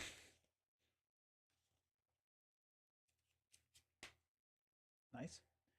These guys are now going to be 2 threat each. After players travel, we can raise each player's threat by 1 for each player in the victory split. Let's go ahead and travel here. So we actually will ready these 2 and only reduce our threat 1. So we raised our threat by 1, but then we reduced our threat by 2. Okay. This guy will engage here.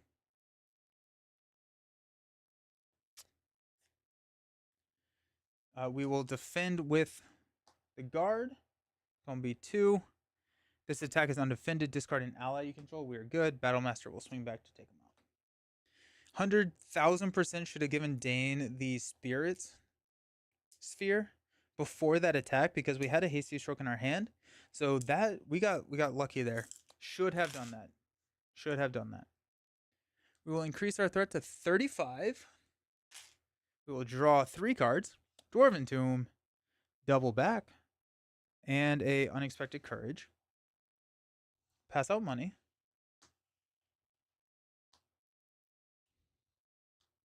Okay. We'll put double back out there. We'll go ahead and Narvies to give tactics.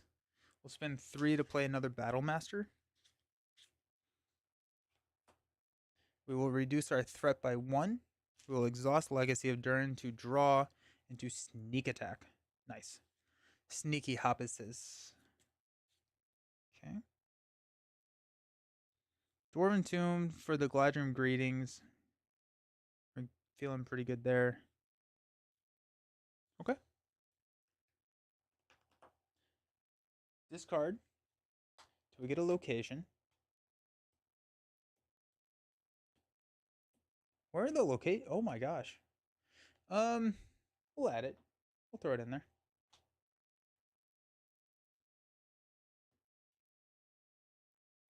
We will exhaust Bomber to ignore this. We will quest onto. We'll quest on to keep watch. I think that's pretty good. Let's go 2, 1, 2, 3, 1, 2, 3, 1, 2, 3, 1, 2, 1, 2. So we're showing 5, requesting for 15. There's 5 there, so we won't be able to clear keep watch. So let's actually go on double back because there is a chance we could clear that. So we're actually going to quest on double back. We're going to flip into the Hobgoblin, who is going to guard a Ybor Record Keeper. That's fine. Okay. So that's 2, 4, 7. We add 8, 5, 3 goes on double back. Nice. Didn't quite get double back, but we did get the contested decks. We'll go ahead and travel here.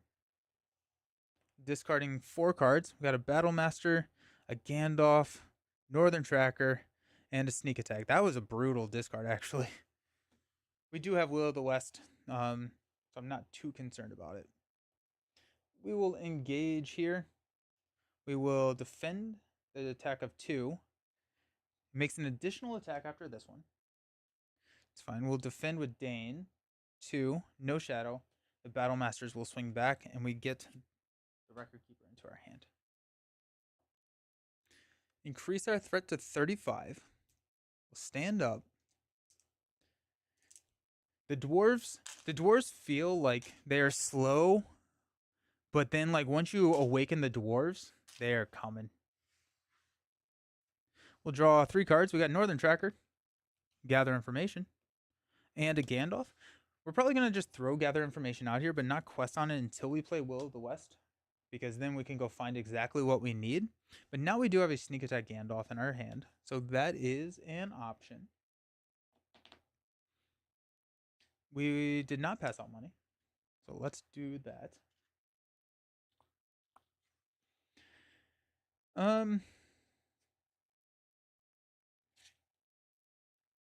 I have the same feeling playing same. Yeah. Yeah. Go 1 for a record keeper. It's going to decrease our threat by 1. Legacy of Dern will draw us into a Gloin. We'll go ahead and spend 3 to play Gloin, which will reduce our threat by 1. And then we will give 2 money back to Dane. We will Narvies to give Spirit. We'll spend 4 from Dane to play Northern Tracker. Actually, we're going to spend 3 from Dane and keep 1 for a sneak attack if we need it. Bombers in our back. Okay, nice.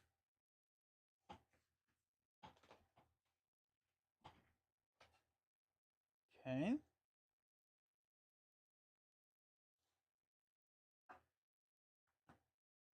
Good.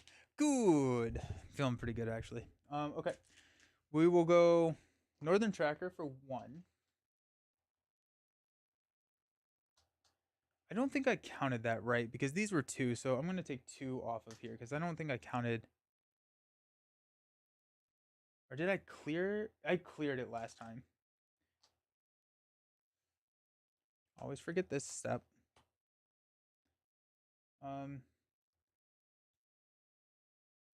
We'll increase our threat by 2. So we got 1.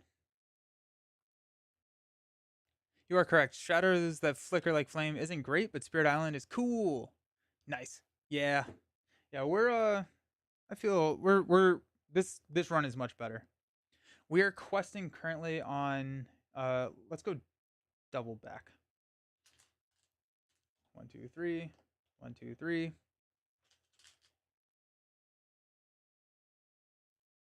1, 2, 3. 1, 2. So we're showing, let's exhaust here. We're ignoring that. We're showing 2. Requesting for 12. We might as well, we'll go 1, 2. 1, 2, 3. That's 17. Actually, no. We're going to go plus 4. 1, 2, 3, 4. That's 21. We're going to quest on Keep Watch.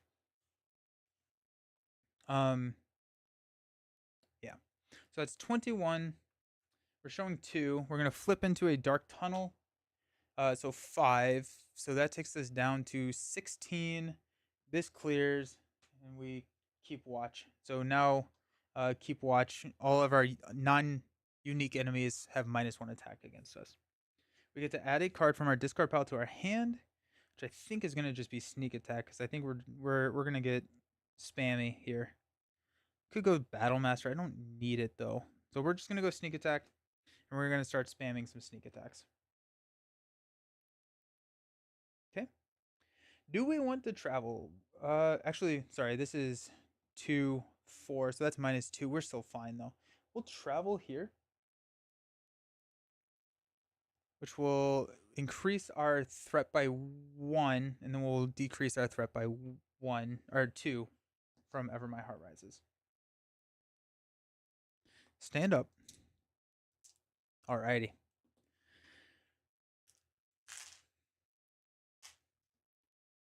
Gandalf.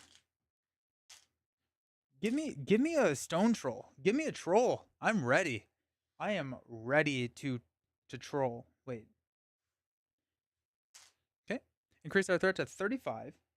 Draw 3 cards. We got Galadriel's Greeting, Ybor Guard, and a Longbeard Elder. Pass out money.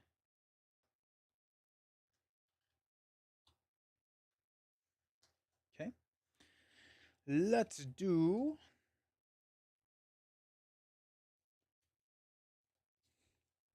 We're gonna give. We're gonna go Narvi's Belt.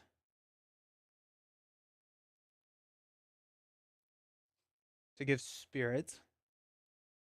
I'm gonna go 2, 3. To play Galadriel's Greeting to reduce our threat by 1, 2, 3, 4, 5, 6.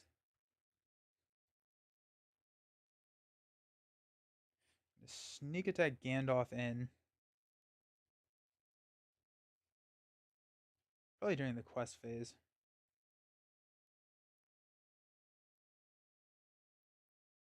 Actually, no. I think at this point we start going to these deep locations. Um, so we may wait until the combat phase.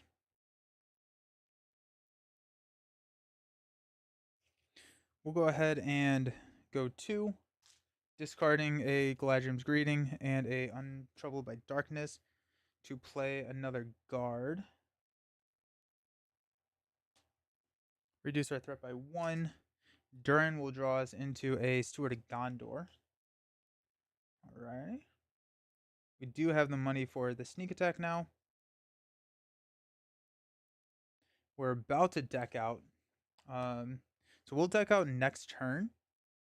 And then we can spam our Dwarven Tombs, Will of the West. But I think we're just going to start making some headway on these deep locations. Sweet. Good stuff. Feeling real good. Let's quest on double back. Discard. Got a Deep Chasm.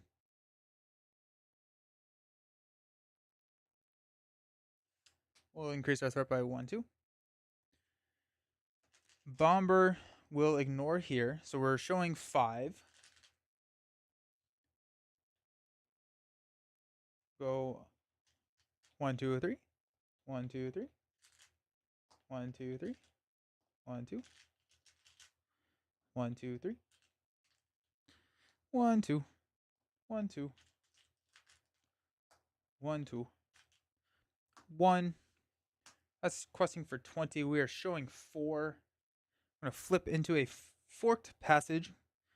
That's a deep location. So 20, we are showing, actually we're showing 5, 7. We're at 21, so we place 14, 4, clears, double back. So we're going to reduce our threat by 1, 2, 3, 4, 5. Double back goes there. We've got gather information now, which is great. This is cleared. And we're going to travel to the Dark Tunnel. Goes here. We're going to get a Lost Armory. After it becomes the active location, each player may search their deck for a weapon or armor attachment, add it to their hand, and shuffle their deck. Oh, these are all good. I don't think I realized that these. I thought these were just all horrible, but turns out I should have been doing that more. All right, we're gonna reduce our threat by 1, 2. There we go. All righty. Got nothing else. Let's stand up.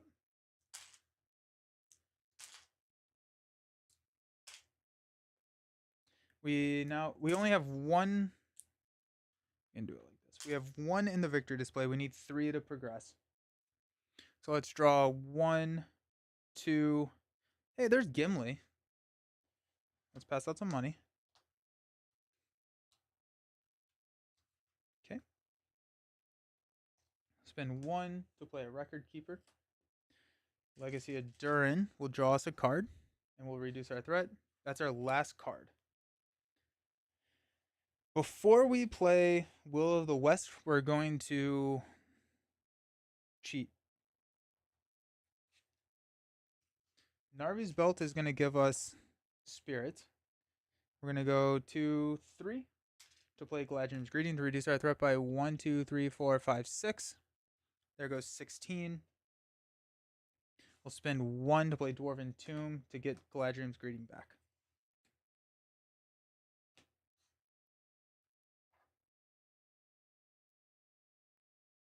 Yeah.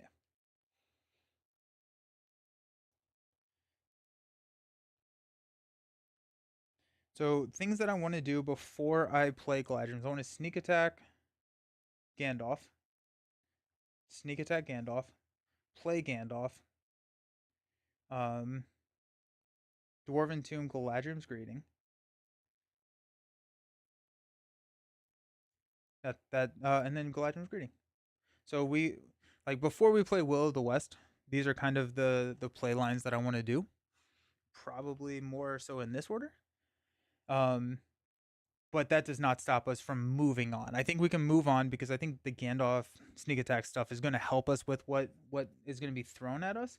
But then all of those will be in the discard pile for us to shuffle back in, and then we're good. Alrighty. So let's quest on, I guess, the main. We will ignore the 3.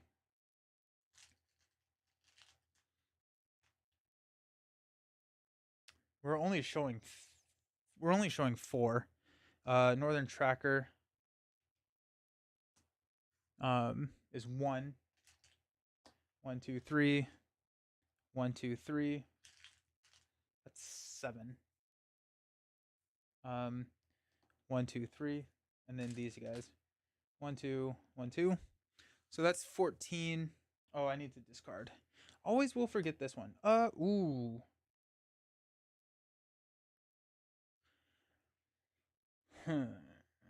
We're gonna put it out there. It gets a progress.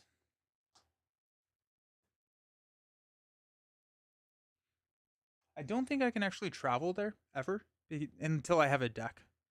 Um, so now we are actually going to cancel that one. So we're showing 2, 4, 7.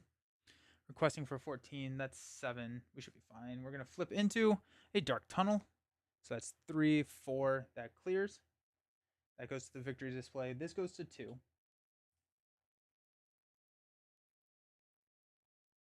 We'll travel to the Dark Tunnel, which will add Frightened Den.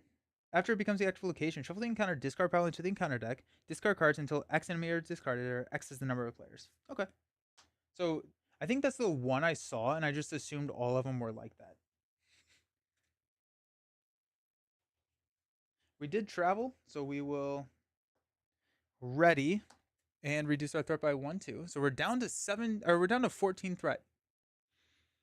Feels pretty good. Now with the 14 threat, I mean, we also have Gladrim's Greeting. We can probably hit 0. I don't know if we care to, but we could.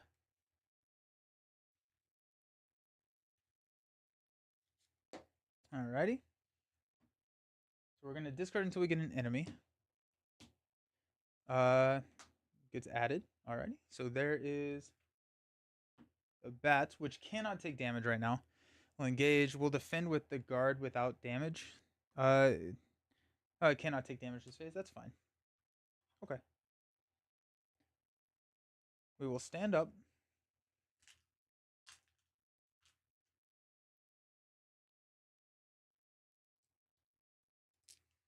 We will not draw any cards.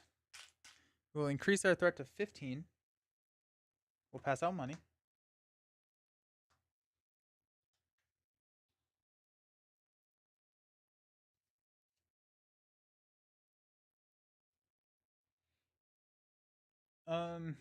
Alrighty, what are we doing? Let's go Narvies. Do we have any dwarfs we can play? We have Miner. I'd rather hang on to Miner until we could play Gimli. I don't really need them. Longbeard Elder could come in. I could play all of these once we have shuffled our discard pile back into our deck so that we can actually like get card draw. And so I think we're just gonna Narvi to give Spirit, spend 2, 3 to play Greeting. Reduce our threat by 1, 2, 3, 4, 5, 6. So down to 9. We can sneak attack Gandalf. Really, I want like a troll or something that I can kill. um, we will quest on the main. I have no idea what happens after we progress, actually. So I'm definitely hanging on to the sneak attack stuff until then, because there are some nasty things that I set aside. We will ignore the 4. Northern Tracker is 1. Got 1. Where are my other Northern Trackers? Are they all in the discard pile? There's 1. Oh, okay. We only brought 2. 1 there. We are showing 3, 6, 8. We got 1, 2, 3, 1, 2, 3, 1, 2, 1, 2. Takes us to 11. 1, 2, 3. 1, 2. 14. We're showing 8. There's 4 there. So I think that's probably pretty decent. I forgot to do this again. Discard until we get a Dark Tunnel. We're going to just increase our threat by 3. 1, 2, 3.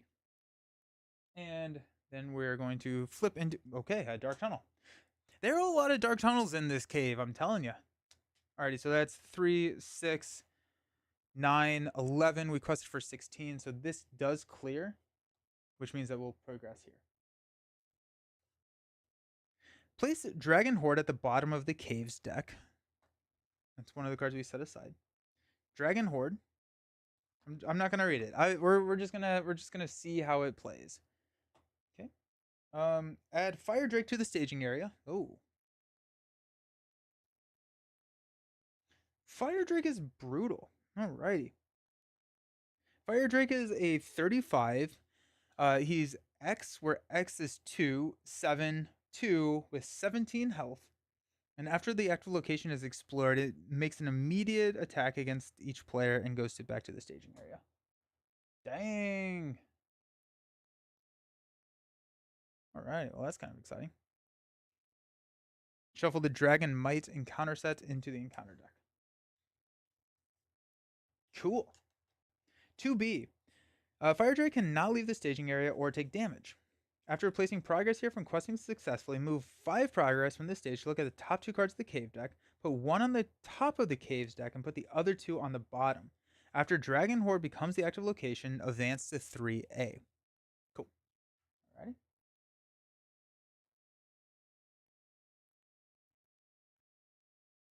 So nothing's going on there. Black Bat is actually, let's travel.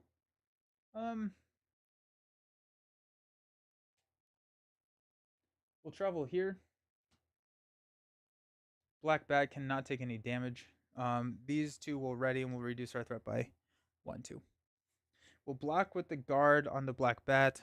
It's +1, so we'll take a damage here. Okay. We'll stand up.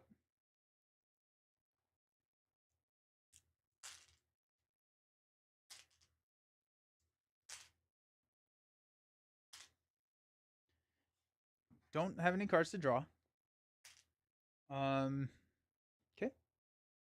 Pass out money. I think I probably should have gone with some events for Ori, or thrown Narvi's Belt on Ori. I don't know. I don't know how I feel about that, but yeah. Okay. Let's spend 1 to play Dwarven Tomb to grab. Actually, we may grab Ever My Heart Right. We can go. Actually, we could go Northern Tracker.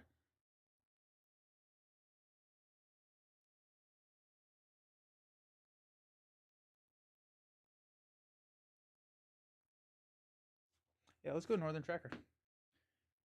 Narvi's Belt Spirit will go 4 to play another Northern Tracker.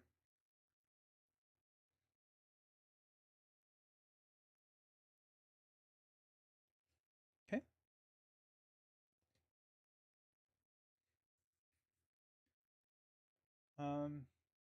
Oh wait, we're not doing that anymore. Haha!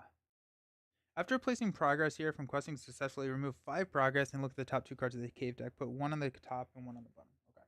Oh wait, and this is deep, so this actually gets discarded and goes here. Underground Dark in the Lightless Grotto. After the players commit characters to the quest, discard cards from the encounter deck until a treachery is discarded. Revolve the win revealed effect on that treachery. Gnarly's Belt coming in clutch. Yes. Alrighty. So this is 2. Let's go ahead and go 1, 2. So this clears and this clears. Just get those out. We will Bomber to ignore here. So we're showing 4.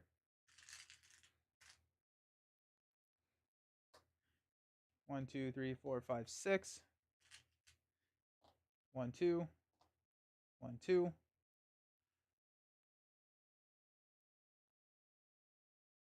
And reveal that treachery. Okay. So the treacheries can be pretty bad. So let's quest as much as we can. 1, 2, 3, 1, 2, 1, 2. 1, 2, 3.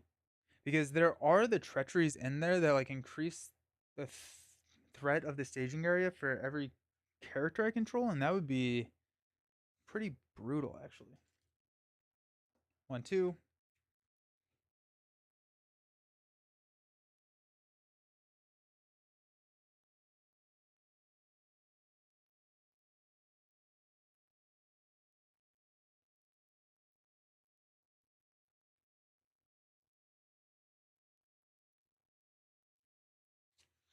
That's 24. We're showing 4. It's not game ending. Okay, so discard until we get a treachery. And resolve the when revealed. So attached to a dragon enemy counts as a condition attachment. Limit 1 per enemy. When the attached enemy attacks, deal 1 damage to each character you control. Whoa! Hate that. I hate it. Oh, I hate it. Can I get rid of that? Yeah, I can just get rid of that with minor. It's kind of funny. Cool. Okay. We're gonna flip into a doomed 1. Player must choose to raise their threat by 1 for each questing character or discard a questing character you control. I'm going to discard the record keeper and go down 1, 2. And that's plenty. So 2, 4. So that's 18. That clears. So we'll remove 5. Let me get my. Okay, so we quested for plus 18. That was 5. So we have 13. So we have 7 more. We have 7 total on the main now, after removing 5. And look at the top 2 cards of the cave deck. Put one of them on top, one of them on bottom. We're gonna put the underground lake on the bottom. After it becomes the active location, each player assigns X damage among characters he controls, where X is the number of characters he controls. We're just not going to travel. And then we can use this to put the Dragon's Lair or whatever we actually need on top of the deck, and then we'll travel at that point. So we're just not going to travel here.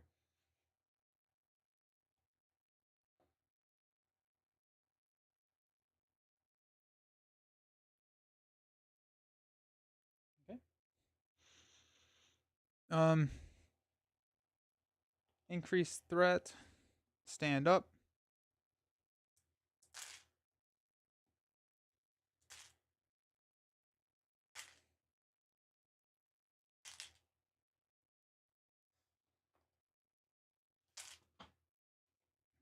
Don't have any cards to draw.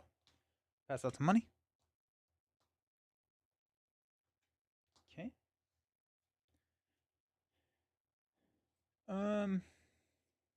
Cool. We will go ahead and spend 2 to play Miner of the Iron Hills to discard this attachment. We will reduce our threat by 1 because we played.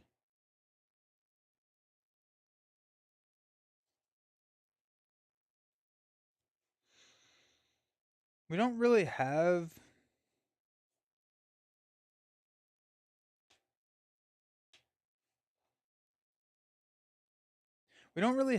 I may just Will of the West right now. Yeah, let's just go ahead and spend. I should have Will of the West last turn. All right, let's just spend 1 to play Will of the West. We'll remove that from the game and we'll shuffle all of these together. I'm going to say I did that before I played, so I at least get the 1 card draw. There is another Will of the West in this deck, but I'm like, we're hanging on to these sneak attacks, and I'm like, we're just losing out, I think, on a lot of momentum. So we're going to draw into the Record Keeper. Cool. Okay.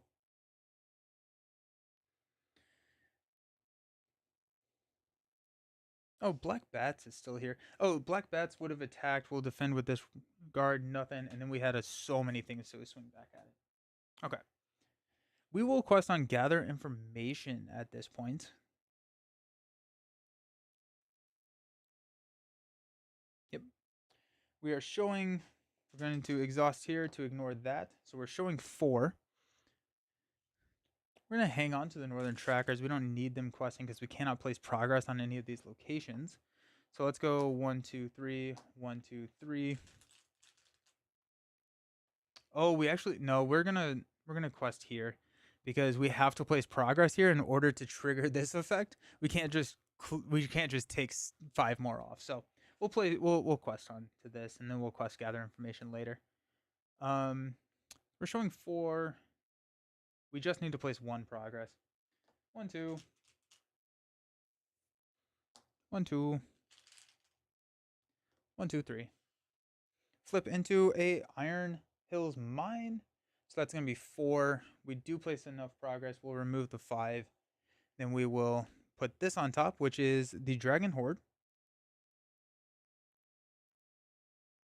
The first player chooses a player to attach an artifact attachment from his hand to Dragon's Horde. That attachment gains a guarded location keyword.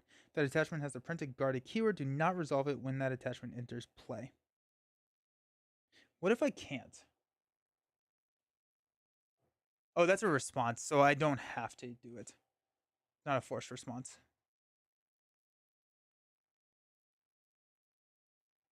Okay. But I don't have a non-unique artifact attachment. I don't have an artifact attachment in this deck. Okay. We will now travel here, which will put the Dragon's Horde. Becomes the active location. The first player chooses a player to attach an artifact attachment from their hand to Dragon's Horde. The attachment gains guarded. I don't know why you would ever do this. Okay. Potentially stage 3 will tell me why. When revealed, search the encounter deck and discard pile for a Dragon Treachery and attach it to Fire Drake. I'm always pretty much going to go. I think that's the only Dragon Treachery, right? So that's it attacks again. Shuffle the encounter deck. Ignore the deep keyword, alrighty? After a player declares X attackers against Fire Drake, he must remove X progress from the main quest or cancel the attack. This progress cannot be or this stage cannot be defeated while Fire Drake is in play. If Fire Drake is defeated, the players win the game. Okay. That's actually not as bad as I thought it was going to be. We do have to clear this or we cannot take. We have to clear this because he can't take damage, so we're not going to engage him. And so at this point, we'll just stand up. Increase our threat. But we get to start drawing some cards now, which is cool. We draw 3 cards. Unperturbed by Darkness, Untroubled by Darkness, and a Record Keeper. Pass out money.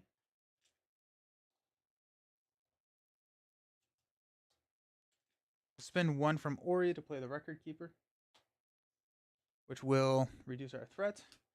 Legacy of Dern will draw into a Longbeard Elder.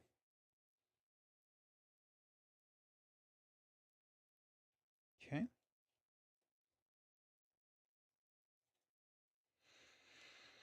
Let's go 4 here to play Gimli, which will reduce our threat by 1.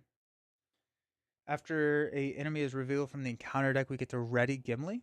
And so we have good stuff there. I think we're going to quest on Gather Information. Gather Information is going to grab us a miner, which can discard that. So I think that's kind of... These keep going off screen. So that'll be good. And then we don't need to attack the Fire Drake quite yet. Honestly, we could just kill the Fire Drake outright without ever engaging it. Okay. But what's the fun in that? Alright. So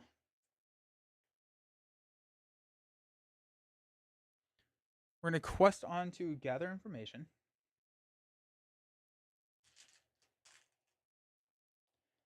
One, two, three. 1, 2, 3. 1, 2, 3. 1, 2. This clears. We got 2 here. We're going to ignore 4, so we're showing 2. This is 7, so we need some more questing. We got 1, 2, 3. 1, 2. 1, 2. 1, 2. 1, 2, 3. That's 23. We should be good there. We're gonna flip into a contested depths, which, oh shoot, 1. I don't think any of these. That's 5, 7. So that takes us down 14, 18. So we're good. We're gonna clear here. Contested depths now has 6. Because we have 5. We have 5 locations there. Gather information clears. We're gonna go find a miner of the Iron Hills. Grab that.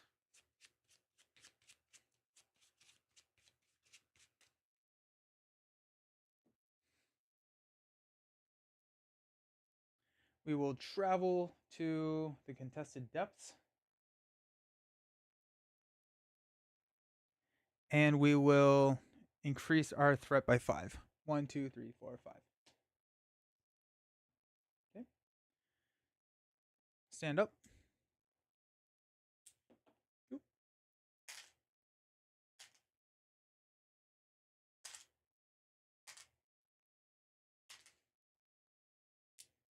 Draw 3 cards. Dwarven Tomb, Gandalf, and a Battle Master. Pass out some money. Actually, when I travel there, I get to reduce my threat by 2. Yeah, money, money, money. We'll spend 2 to play. Where'd it go? Miner of the Iron Hills. Boom. Knock off here. We get to draw a card. That's not where that goes, but if I need to shuffle the deck, I'll grab it. Decrease our threat. Draw Ever My Heart Rises. Toss Ever My Heart Rises onto Gimli. No, we'll toss it onto Gloin.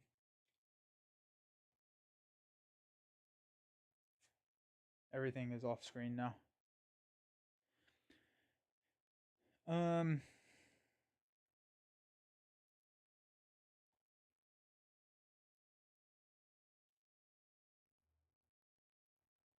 Okay.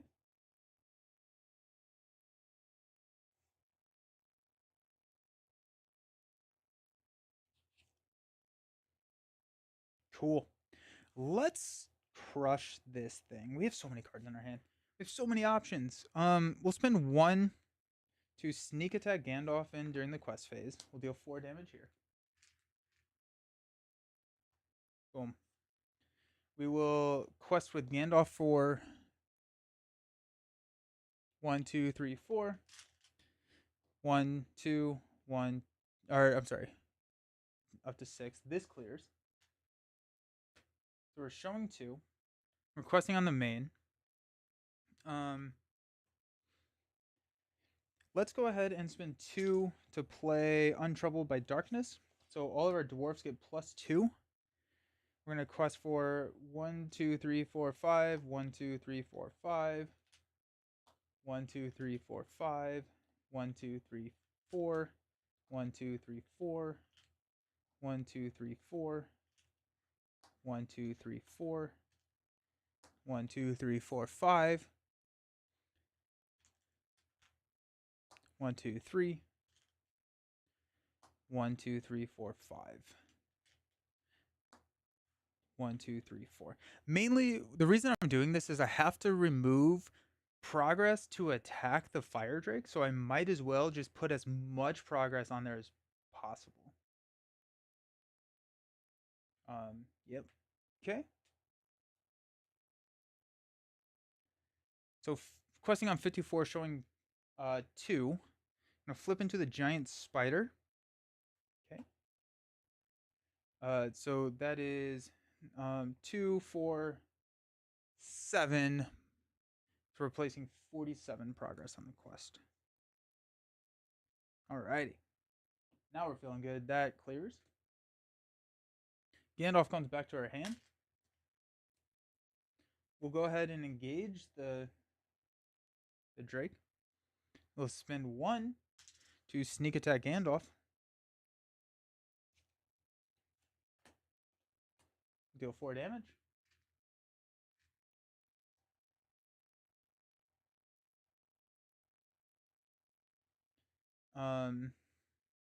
We will defend with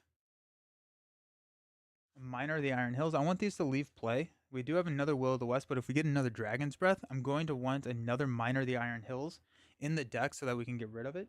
So he's attacking for 7. It makes an additional attack after this one. Okay. At this point, we're going to exhaust Narvi's to give us the Spirit resource. We'll defend with that Miner. It's going to be 7. Discard an attachment you control. Discard this Ever My Heart Rises.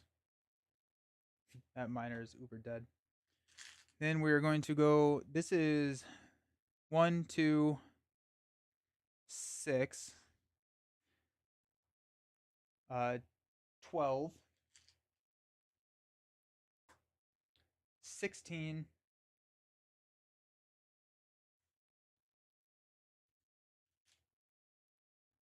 18, 20. That is 20. That is enough to kill it even without the sneak attack Gandalfs.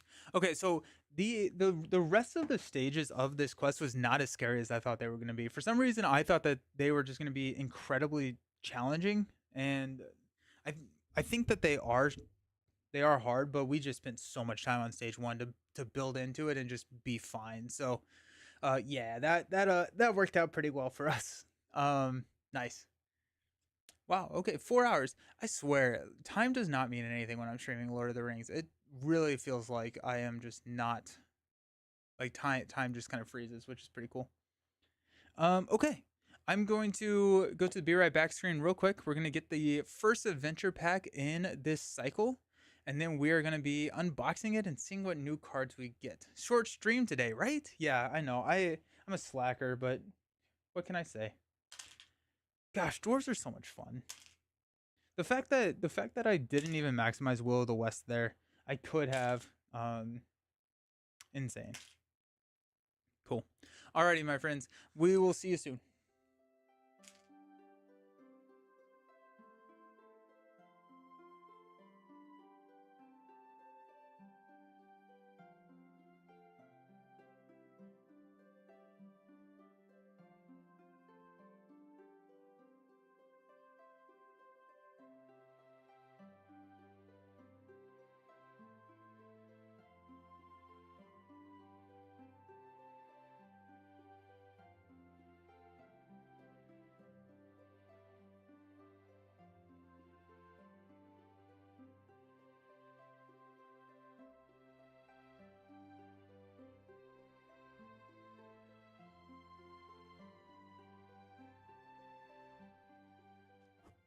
Alrighty, you thought it was going to be a long time. It was not.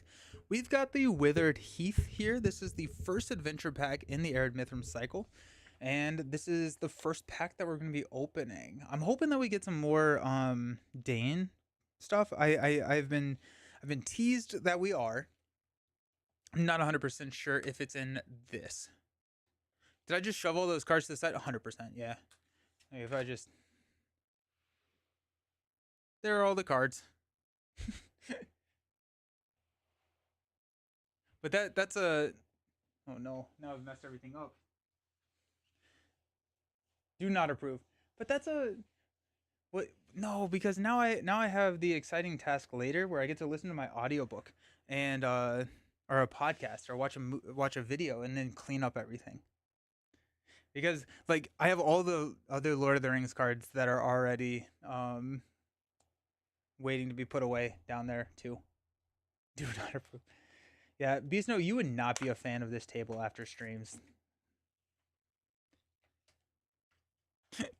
Yeah, this I think like if I had to guess what Beastno's Nightmares looks like, I could just look at one of these tables after a 4-hour stream, and know pretty much what His nightmares are. New cards are so much fun. I'm hoping that we get a blue or a, oh, actually no, a red. I would like a red Dane hero. I think a red Dane hero would be kind of fun. Um, or a blue. We only have Landwin, and Landwin's actually a lot better than I thought that she was gonna be. But all of like the +2 willpower was pretty significant. But let's see what we got. We've got a red Bjorning Warrior. Alrighty, so that's cool. Grimborn the Old. Here we go. This is an 11 cost hero. Hello, is that TCG Lord of the Rings? It's an LCG. Not trying to be like a dick about it. But so a TC or an LCG means that we know what cards are going to be in the pack, where the TCG is randomized boosters. And so there is a TCG Lord of the Rings that went out of print a while ago. That this is not that. This is the living card game from Fantasy Flight Games. Blue-eyed demon. Is that from? No, Blue-eyed samurai. That's what I'm thinking of. LCG FFG. That is my new favorite. Oh, this is your new favorite hero. Sick. Okay, so 11 cost, 0 willpower, 3/3/5 Sentinel, meaning that we can guard for other characters. 3 defense is solid. 5 health is really solid. We have a response. After it defends an enemy attack, spend 1 resource from his pool to declare him as an attacker against the enemy and resolve his attack. Defending enemy gets -2 defense. That's dumb. That's really good. I like it a lot. That's really good. Yes. Okay. Sick. Wow. Wow. Yeah. Okay. That'll do. That'll do. Just I mean, really good defense already. We can raise that up with some of our attachments and tactics, and so right, like we can probably get pretty easily a 4 defense just with the shield, because I don't think the shield has to be attached to a Gondor character. I think it can be attached to anything. You only get +1 defense if it's not a Gondor character. So it's 4 defense, axe and smash. Actually, Raiment of War is not. Raiment of War is pretty good for him. Raiment of War, the 2 cost upgrade that gives him a +1 attack, +1 defense, and 2 hit points. So now it's 4 defense. So we're proud. I mean, like 4 defense is not going to stop every single attack, but it is also going to attack for 2 more, and it gives you that 2 hit points. So I kind of like Raiment of War on Grimborn the Old, because now you're attacking for effectively 6 back, which is insane. That's so good. Yes, Astari, I like that. That's fun. We do have more Dale. Holy cow.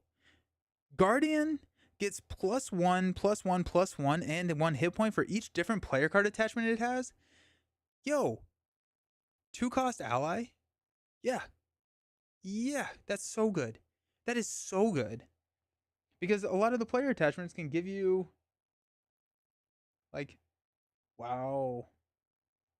Each different player card attachment. So max +3, so it can become a 3, or it can become a 4/4/4/4. Effectively one of the best heroes in the game. Not unique either. I'm about to buff up all 3 of those guys 100%. Grimborn can even attack into a staging area or into another play area, since the former sometimes happen. That's cool. Declare him as an attacker against that enemy. Oh yeah, because if he sentinels and defends against something else, that's really interesting. Yeah. Okay, that's cool. Because yeah, because of the sentinel works. Sick. That's so cool. This guy is insane. The Guardian. Oh, and of course we're gonna be getting some more armor, or we're gonna be getting some more attachment. Durin's Axe +2. Oh yeah, go +2 with Grimborn, so 5 attack. Because honestly, you can just run healing. I'm not too concerned because his stamina, like defense and health, is 8.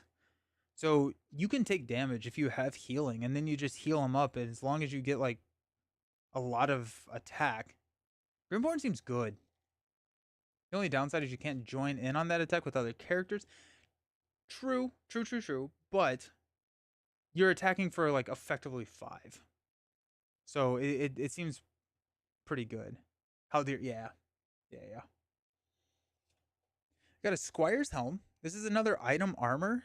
Gets +2 hit points. This is a restricted card, so I'm thinking, one here. This is great, right? We get we get +3 hit points on this, and we get, so this becomes a 2/2/2/5 with 1 Squire's Helm. Seems very, very, very good. And or the Sentinel. This is free on the Sentinel. It gets +2 hit points. Dale seems good. The Dale archetype seems very strong so far. We got Woodman's Clearing, 0 cost attachment, attached to a location. When it leaves play as an explored location, the first player reduces their threat by 3. I like that. I like that a lot. Just threat reduction outside of Spirit seems solid. It's kind of interesting that like Spirit is also really good at clearing locations, and so I mean like you have to clear locations even if you don't have Spirit. So Woodsman's Clearing feels like a pretty solid ad. Start a petition to pressure FFG to reprint every cycle and Nightmare Pack. I'm down. The Hidden Way, 2 cost event at the beginning of the quest phase. We're going to search for the top 5 cards of the encounter deck for a location, make it the active location, returning any previous active location to the staging area.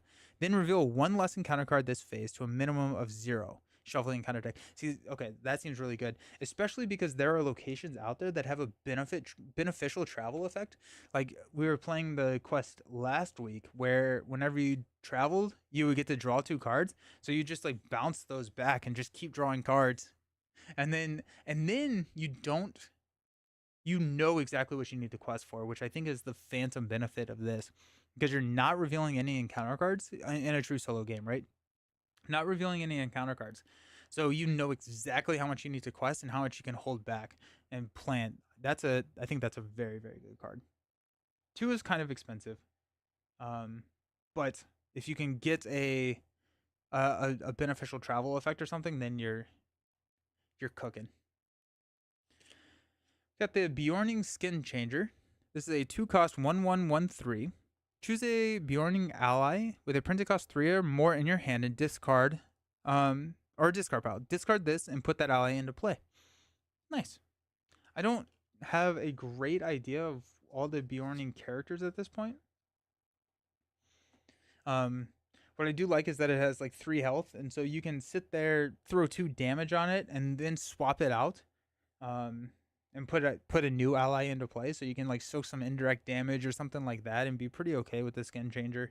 With the 3 health, it feels, unless there's like a very specific ally that I'm not familiar with at this point that you want to be spamming, that is like 3 cost. The 2 for a 3 from the discard pile. I don't see a huge benefit other than like soaking and then potentially bringing it back. I guess it's a infinite, yeah, it's an infinite indirect damage loop or archery loop, right? Like if you have 2 Skin Changers. Yeah. Yeah, yeah. So if you have archery 2, if you have 2 Skin Changers, you never don't have archery 2. Or you just ignore, because you throw 2 here, you swap it with the next one, you take the archery 2, you swap it with the one that was in play, the previous one. Yeah.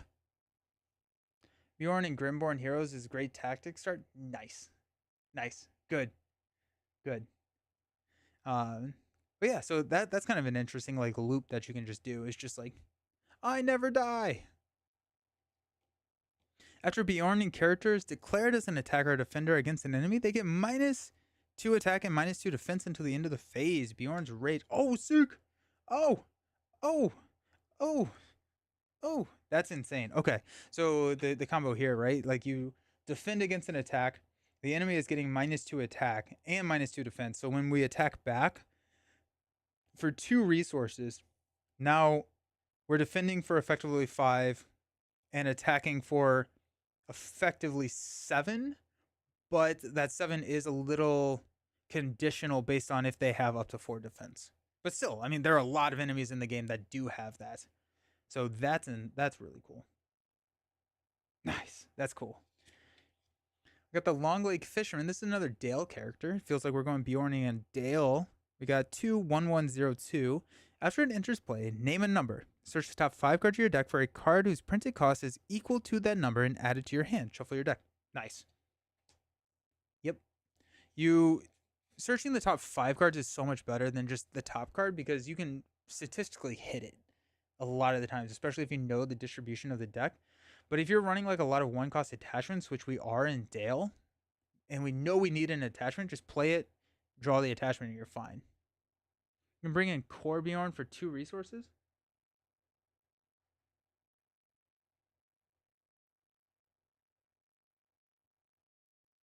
So why not 6? Bring in Corbiorn for 2 resources. It says allies that cost 3 or more. Okay, so my infinite loop just does not work. I'm sorry. For some reason, I thought it said 3 or less. So yes, okay, that's better. Okay, I'm seeing it. Yeah. So everything that I said about the infinite loop, ignore that. That was incorrect because this is 3 or more. I thought it said 3 or less. So yeah, so there are some crazy, yeah, that 6 cost Bjorn from the core set finally gets play, I guess. You can resurrect Bjorn from your discard pile for some crazy stuff. Yeah, that's cool. We got a 0 cost item, which we really like with Dale, attached to a scout or a spirit character. In counteraction, exhaust the attached character and discard Great Cloak to choose a non-unique enemy in the staging area. That enemy does not make engagement checks against you this phase. Nice. And then finally, we got the Arkenstone.